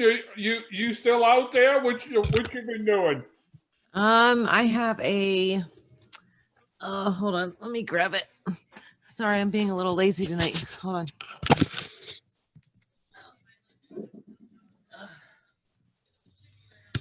This Thursday's video is an African mahogany. It's a cheese platter. It's actually a gift for my sister. And it's the second time in a row where I used the glass bubbles that I got from, where did I get these from? Oh, AliExpress. Let me pin my video because I can't even see there. It's hard to tell that there's little glass bubbles in there. They're purple and red. It's my sister's color that she picked. So they're kind of subtle, but I think it's pretty neat. And the African mahogany has a pretty chatoyance to it. And plus the word chatoyance is fun to say. That's a nice piece of wood. Nice Yeah, work. it is. African mahogany is very dusty. It's not, it's fun to turn, but it's dusty. It's like chippy. So anyways, but thanks. I find the same thing with Spanish cedar. You know, it'll break out on you easy. Yeah, that and sapele. Sapele is very similar. If anybody's ever turned sapele, it's turns just like African mahogany. Smells the same and cuts the same. Very dusty. At least the pieces I've turned. Thank you for showing your work. How about Doug with pole barn? You there, Doug? Maybe. There you are. We woke you up. No, I was maybe I'm here. I've been turning stuff, but hang on. All I have is ambrosia maple. Just ambrosia maple. I'm still feeling like trying to figure out how to spell chatoyance. C-H-A-Y. Okay, so I got a whole pile of them. Let's see, Doug. I don't know how well you can see them, but it's Here we are. And I turned these ones. I rough turned them back in March, and then took them out of the boxes shavings. Apparently, I did that wrong because I didn't pay attention. But I got these are all. Oh, you can't. There you go. That's nice work. Well, I'm doing these are different. I've never done the. Am I not on here? Oh, there I am. That's better. Now I can see me instead of looking at the little one. They had the tenon on them, so I'm not used to doing that. So like I'm having a rough time getting my logo in. You know, oh, you guys already seen that was last week's video with the pear and the resin in it. And then I got a piece of that choke cherry. There you go, Matt. Good to see. I love that wood, man. It's so pretty. Yeah, this is that one that was laying half down in the yard, or that had the root on it out there. Oh yeah, that chunk looked of that one. like that was fun. Right. Well, I sent some of this down to Kim, so she's got some of this to turn too. Oh boy. That's what I got. Well, thank you, Doug. We appreciate that. Anybody else have anything to show? We at the bottom of the hour. Yeah, Ronnie, can you find me? This is Terry from South Texas. Can you find me? Let me find you. Hold on. Keith. Let's see. I'll get him, Ronnie. You got him? I got him. There he is. All right. Thank you all. What I got is I got a couple little Christmas ornaments. I was watching a video from Theo with Record Power a couple weeks ago, and he did a drilled Christmas ornament. He called it a holy bauble or something. And I started to make one, and he made it all out of one piece. And I started it, and I had the finial cut, and I tried to drill it, and my drilling setup didn't work, and I ruined it. So I decided I'd make it out of 2 pieces and cut the finial off. And after I did that, I said, well, I might as well hollow it, which he didn't do. He just drilled it straight through over center in the middle. And he took them and made it all out of 1 piece. Well, I made mine out of 2 pieces. It's out of mesquite. And my wife had the idea of maybe making the same bobble and putting it on the inside. I don't know if you can see it. Yeah. But See it, yeah. I've got another piece inside made like the outside. And I made 3 or 4 of these. I made a couple of them with an angel inside. And one of them, when he cut his top off, he put a little hat on it. He said, look at that. That's like a little man that he didn't expect. And I said, well, that would make a nice angel. So I cut one with an angel, but I couldn't bring it out because it's already tied up in the air. But they came out pretty nice. I did like 6 of them like that and made the jigs to set the glue, and I thought they came out pretty nice. That's very nice. That's a real nice. And the centerpiece is just made out of dumpster find at the cabinet shop. Nice job. Yeah, don't forget to send pictures down to Theo. He loves to see what he inspires. You might be able to see this one a little better. It's got a little bigger inset in the middle, but they're all pretty much the same except for the ones with the angels. But I Very couldn't bring cool. them. But I thought you'd like to see them. I was pretty happy with them when they were all done. When Theo made them, he just drilled them all out of 1 piece, and he didn't hollow the centers out. And they had a couple on the video last week that other people did, and they hollowed them out too. I think they give more of an appeal with it hollowed. Theo says he doesn't do much hollowing, so but he's a great instructor, and you guys want to follow him on a weekend. He's nice to follow. It's Record Power. It's a free video. Not sure how you'll find it, but you can find it online. I'm just on a phone, and it doesn't work very good for doing a lot of stuff, so I stay out of it pretty much. But Good. that's what I had. Thank you very much. That was nice work. I see we have something from Dan Roselle. I'm looking for you. There you are. I had him a minute ago, but I'll see you. okay. Video on. He didn't have any video on, so we can't see it. Now he does. Let's see something. All right, we got you. Can you hear me? Yes. We can hear you. We can see you. Yeah, I moved into the house, and my son wanted me to go ahead and show a thing I did for my family's little dirty Santa gift. A bunch of country people where I'm at. So I made it's a bullet. It's about 12 inches long, made with some oak with some nice coloring in it with the oak lead. And the secret surprise is, well, let me get it off of there. It fits pretty tight. It's hollowed out on the inside, so you can put some goodies in there to hide it or whatever you want to do. I got my little logo on the bottom. So that's going to, the lucky person who pulls whatever number.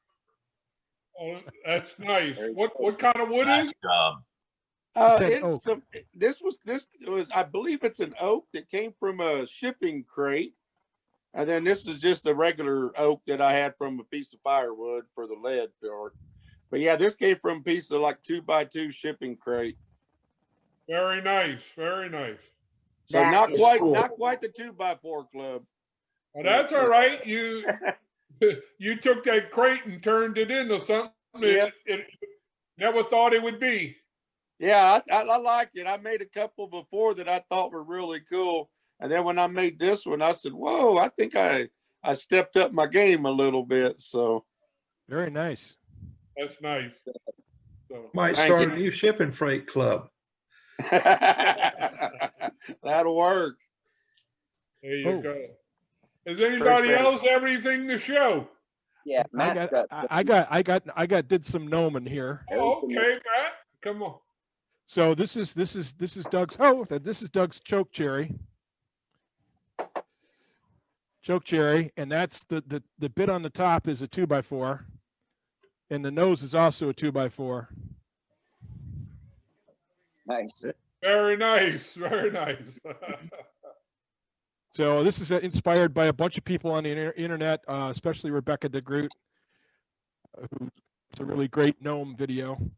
Good, good. So it's I knocked down a whole tree for that little gnome. dude, I've been making goblets and stuff too. It's there's all kinds of I knocked a things. whole tree down for that little gnome. That's right. It was this much of it, Doug. Ronnie, this is Brad Street, and I've got something to show if you. All right, let's see. I think you're up.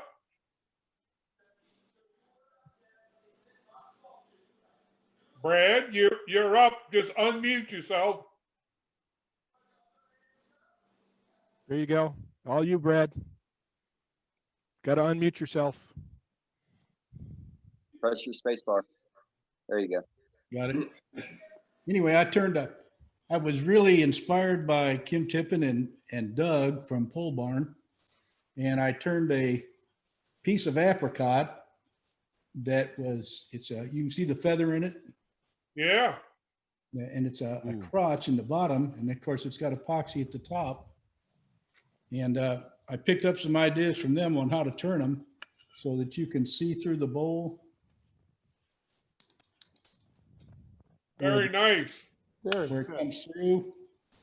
And it ended up being a little thicker than I wanted, but I learned from watching Doug on Pole Barn that sometimes it's better to be a little thicker than in the floor of the shop.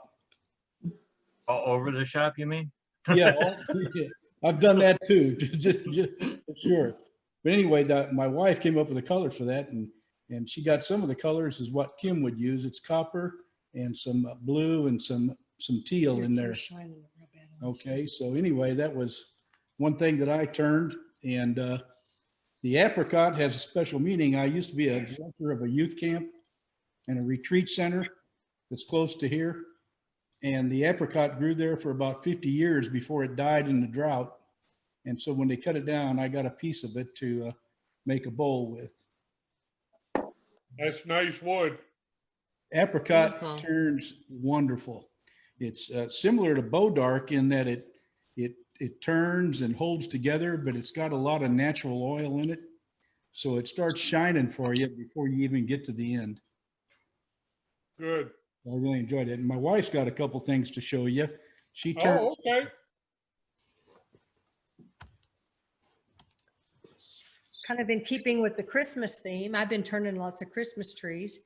Oh, look at that. That's nice. Those are beautiful. There you go. Both of these are made out of cedar. This one is just the regular mountain cedar from where we're at. And then this is a red cedar from Missouri. And all those little shiny things are Swarovski crystals that make it Great shine. idea. I love it. Thank you. Sweet. I want to know one thing. Do y'all have to reserve the lathe, or is there 2 lathes in the house? No. Well, we used to have to reserve the lathe, and I got tired of that. So for Christmas 2 years ago, I got her a Revo 1216 from Laguna. Oh, okay. Well, that's nice. Both of y'all can turn together, huh? Yep. Well, not exactly at the same time on the same lathe, but we do share shop time together. Very nice. What a way of sharing shop time.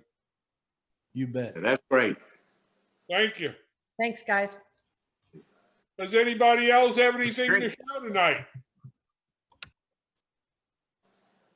Hit your space bar and start waving. Ronnie, I got a bottle opener. Let's see, who's that? I hear you, but I don't see you, so wave your hands. Who is it? Push down on the space bar and say something. There, you got it now? Right on. We got you. Okay. It's a wine bottle opener. It's all one piece of wood except for the cherry. And I made the stand to hold it. That's nice. What kind of wood is it? You're muted. Push down on your space bar. All right. Then I fill it with resin to make it look like it's got wine or whatever in it. That's nice. Very nice. Now I got to make one with an olive in it. Very nice. Thanks for showing that. Great, thank you. Thank Does you. anybody else have anything to show? If you have something to show, push down on the space bar and say something so we can find you. It's 20 minutes to the top of the hour. Thanks, Ronnie. I'm gonna leave now. Okay, I've got Mr. another John, thing. we appreciate you. Yeah. And you have a good night. Thank you very much. See you next week. Yes, All sir. right. Night, John. Good night. Good night, John. Good night. Everybody have a good time, good week. Don't get snowed in. So for any new members, if you attended tonight, you automatically a new member. We don't have any dues. We don't have any secret handshakes and nothing else. That's all you have to do is tune in to us and you automatically become a member. If you're trying to get in touch with us, you can go to our website, worldwidewoodturners.org. That's worldwidewoodturners.org. You can leave a message there. You can see the gallery. You can enter the meetings through the website. We also have an email. It's worldwidewoodturners@gmail.com.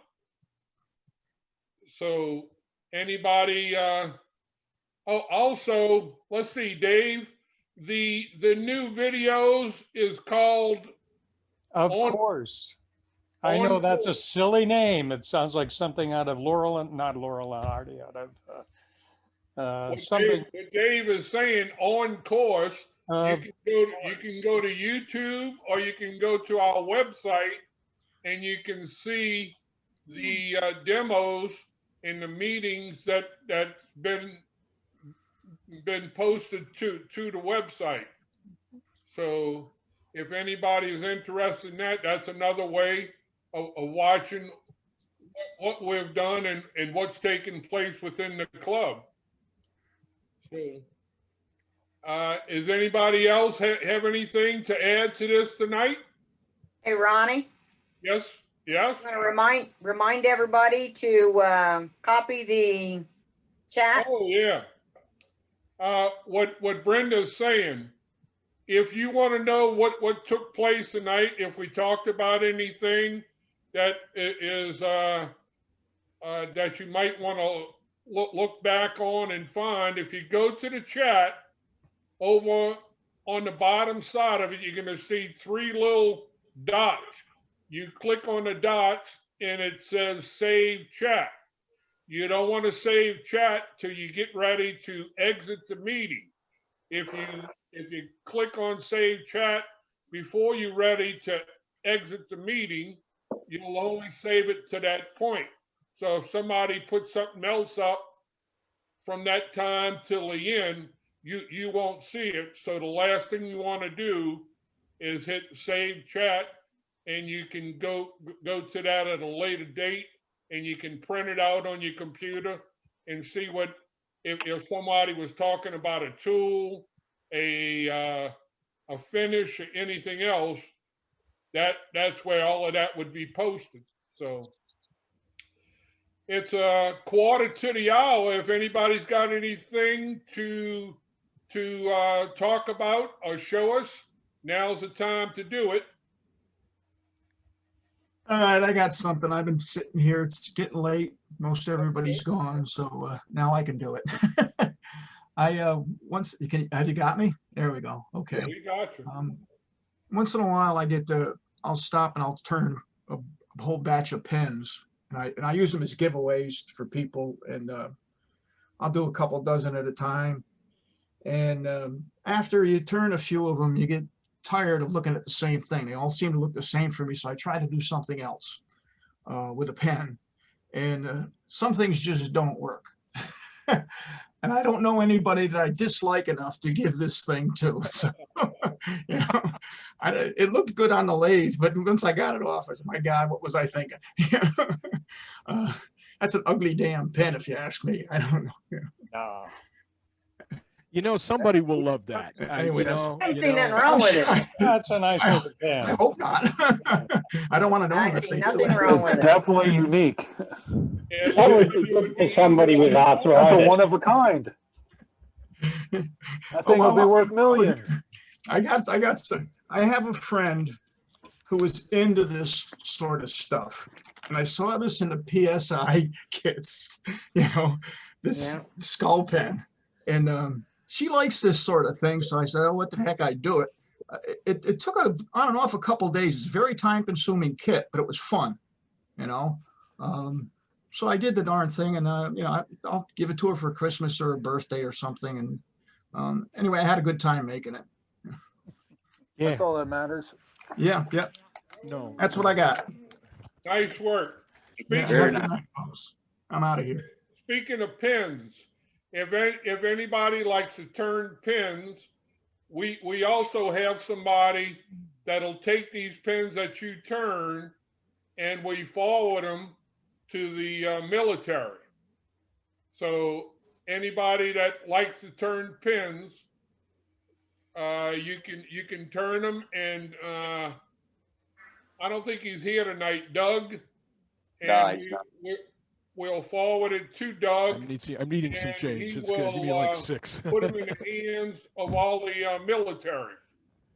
So if anybody would like to do that, Yeah, go by all appreciate means. you forwarding. So And the address is on the website. There you go. You need to There find you the go. address. there you go. Matt, I have a question for you. Looks like Matt might have stepped away. Maybe somebody else can say. Eddie came on tonight. Eddie was under the weather tonight, and at the last minute he asked me to do this. When we go to get off, do I have to get back in touch with Eddie for him to end this meeting? Or being that I'm the host, when I hit end, will it end the meeting for everybody? It'll end when you hit end. Yeah. When I hit end, it'll end. It'll end it for everybody. Yes, it will. Okay. Right. Well, I'm not going to do that right now. I know y'all like to sit around on the back of the tailgate and shoot the bull. So it's almost 10 minutes to the top of the hour, and we've been on since a little after 6. So if nobody else has anything to say or show us, or a tip, a trick, or whatever, I want to thank everybody for coming out tonight, being part of our club. We averaging somewhere around 100 people a week. So I think that's a pretty good number for a club like this to do, and it's all because of you and the way you keep turning out every week. So I want to thank everybody for coming out tonight, and I hope to see you again next week. And maybe the captain should be feeling better by next week. So I want to thank everybody. And hey, Ronnie, before we start to end it, we're always looking for demos. So I don't know if how many or who we have lined up to do a demo next week, but if there's anybody that's on right now and would like to do a demo, we would be more than happy to see that next week. That's right. I forgot to mention that. Within this club, we welcome anybody that would like to do a demo. It don't have to be a long drawn out demo. If you want to show us a hint, a tip, a trick, that's all considered a demo, and you can take it as far as that you'd like to do. So we feel free to come forth and show us what you're doing. That's what this club is all about. So Yeah, I work with a lot of beginners on several different groups and so on. And any little detail that anybody has to show, I mean, that little bit that I showed tonight, you wouldn't think about doing that if somebody, hadn't said, you could use a Forstner bit to do that. You know what I'm saying? So it wasn't any big deal, but it's a neat little trick and it can help you pass some problems especially if you're working with sketchy wood, so. Yes. if you want to show us your shop, we'll be welcome to look inside your shop and see how you doing something. Matt, I ain't cleaning up. Matt's with us every week. Matt and Dane, you can see they both in their shops. So, Yes. Yeah, I don't know. They're They supposed to don't be just like live in there. they're supposed to be some seriously cold weather coming. So I don't know if I don't know if I'll be up for it next week. They're talking about -50s across most of Canada in the next week. So I don't know. we might see Matt shoveling snow next week. Hey, I did shovel snow about 15, 20 minutes ago. I took about 10 minutes and shoveled more snow. So Wow. Isn't that what you have kids for? yeah, he's inside playing video games where it's warm. Got the internet off so you can get a rise out of them. Yeah, yeah. I have to discuss that with other people living in the house. So that would be nice if I could just turnkey it off, man. That's a great way to do it. I don't know. Yep. Password changed. Who knows? We must have been hacked. Yeah, right. I have remote controlled outlets on my routers that I can shut off. I can drop them anytime. Oh yeah. That's what I do, Jeff. Okay, I could just reboot it. That usually kills things. Mine come up too fast. Yeah, mine takes a good 5 minutes. So that's in terms of real time, that's just not very fast. But it's disruptive because if they're playing a video game, then they lose everything. At that point. It's the end of the world. Yeah, I was thinking about the shop tour here. I've got a bunch of little. I'm kind of wedged into this garage. I got too much equipment, and not enough space. And Oh, come on. so the shop tour has got all sorts of innovations. I got parts of my wall I can't reach. Like my dust collection is along the back wall behind the computer, and that's where my dust gates are on the wall, and I can't reach them. So I've got my reach and fix everything stick, which is just a piece of 2x4 that lets me pull my dust gates out, and it's really great for pulling that sandpaper out from under the lathe and stuff when I can't reach that either. So I got 1-inch square stock with a screw hanging out the top because I got 10-foot ceilings. Sometimes you need to hook something off. Right. Jason, you've been quiet the whole night. Did you just tune in? Yeah, I'm here. You there? I've been busy with everything else, so I haven't had any chance to get in the shop really. Oh, okay. I thought maybe you I were am. concerned. Oh, this night since I don't think I've been out here since Saturday. So, and I finished up. A travesty. It must be remedied. Yes. I don't know if I'm not out in the shop every 2 or 3 days, I start getting like withdrawal symptoms. Right. You and me both. I know you do, Joaquin. I know you. You got to have a magnet on one of them sticks. Yeah, that's a different stick. Yeah. Well, talking about shop size, I mean, I can pretty much stand in one place and reach both walls. Wow. So it's like, maybe an 8x8 shed. So it's not very big. That's crazy, man. Inch down both sides. It's I'm 10x20, so you're smaller than I am. 8x8 sounds like a European shed. Right. Yeah. Well, I the couldn't only get my, good I couldn't propane get, heater heats it up pretty quick. I couldn't get all my gouges in 8x8. Well, I know my table saw and my chop saw and my planer live in another shed, and I have to pull them out and use them outside. So not a whole lot of room in this little thing. I'm always surprised of the kind of work everybody does.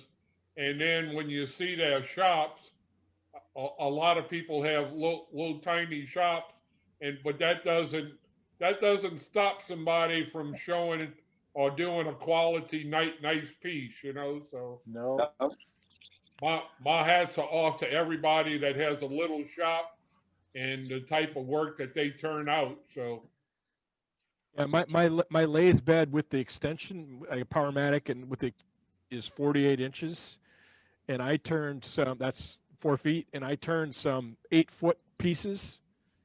And basically, I just used steady rests and had it, turned it in little bits of pieces. Oh, I had to move my bandsaw to fit the piece on the lathe, but I got a big picture on Facebook somewhere that shows how I did that. People are like, my lathe isn't big enough. Yes, it is.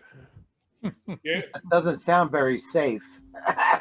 Well, it went real smoothly. I had to turn 3 of them identical, and it went real smoothly. And I was happy. It didn't have any problems, and I probably faster than I should have, but I like that. I have a 2 steady rests that I use. One is the Carter steady rest, which I really like. And I got another one that I traded a piece for that a buddy of mine built for me. That's just out of plywood. That's pretty solid too. So it all holds together, works really well. And you get those. The difficult part is getting the piece centered. Because you don't have a tailstock when you're long.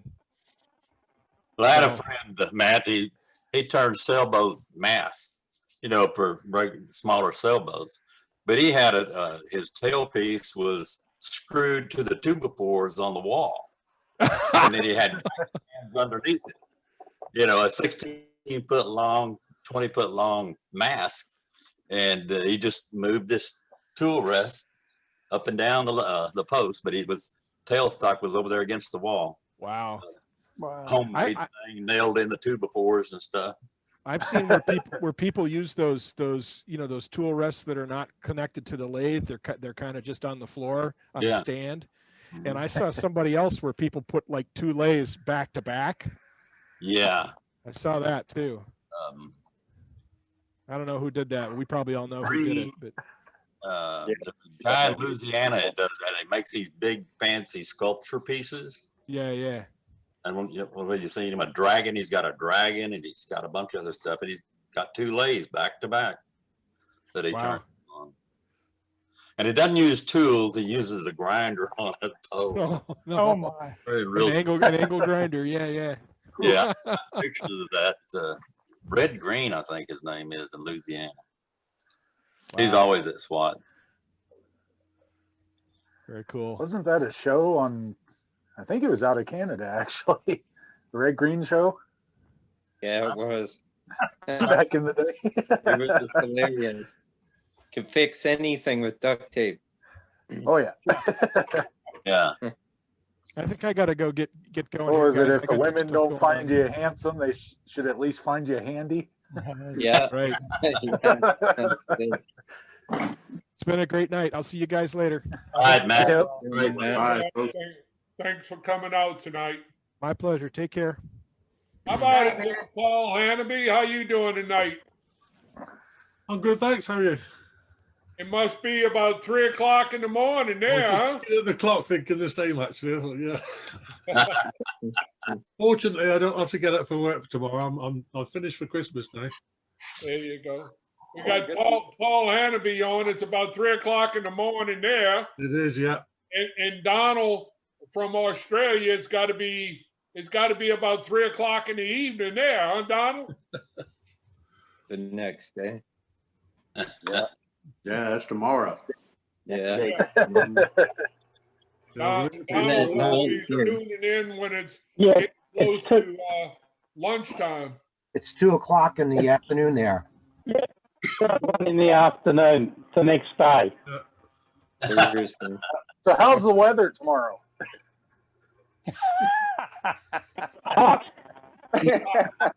He's in our future. As you can see, I keep track of where he's at.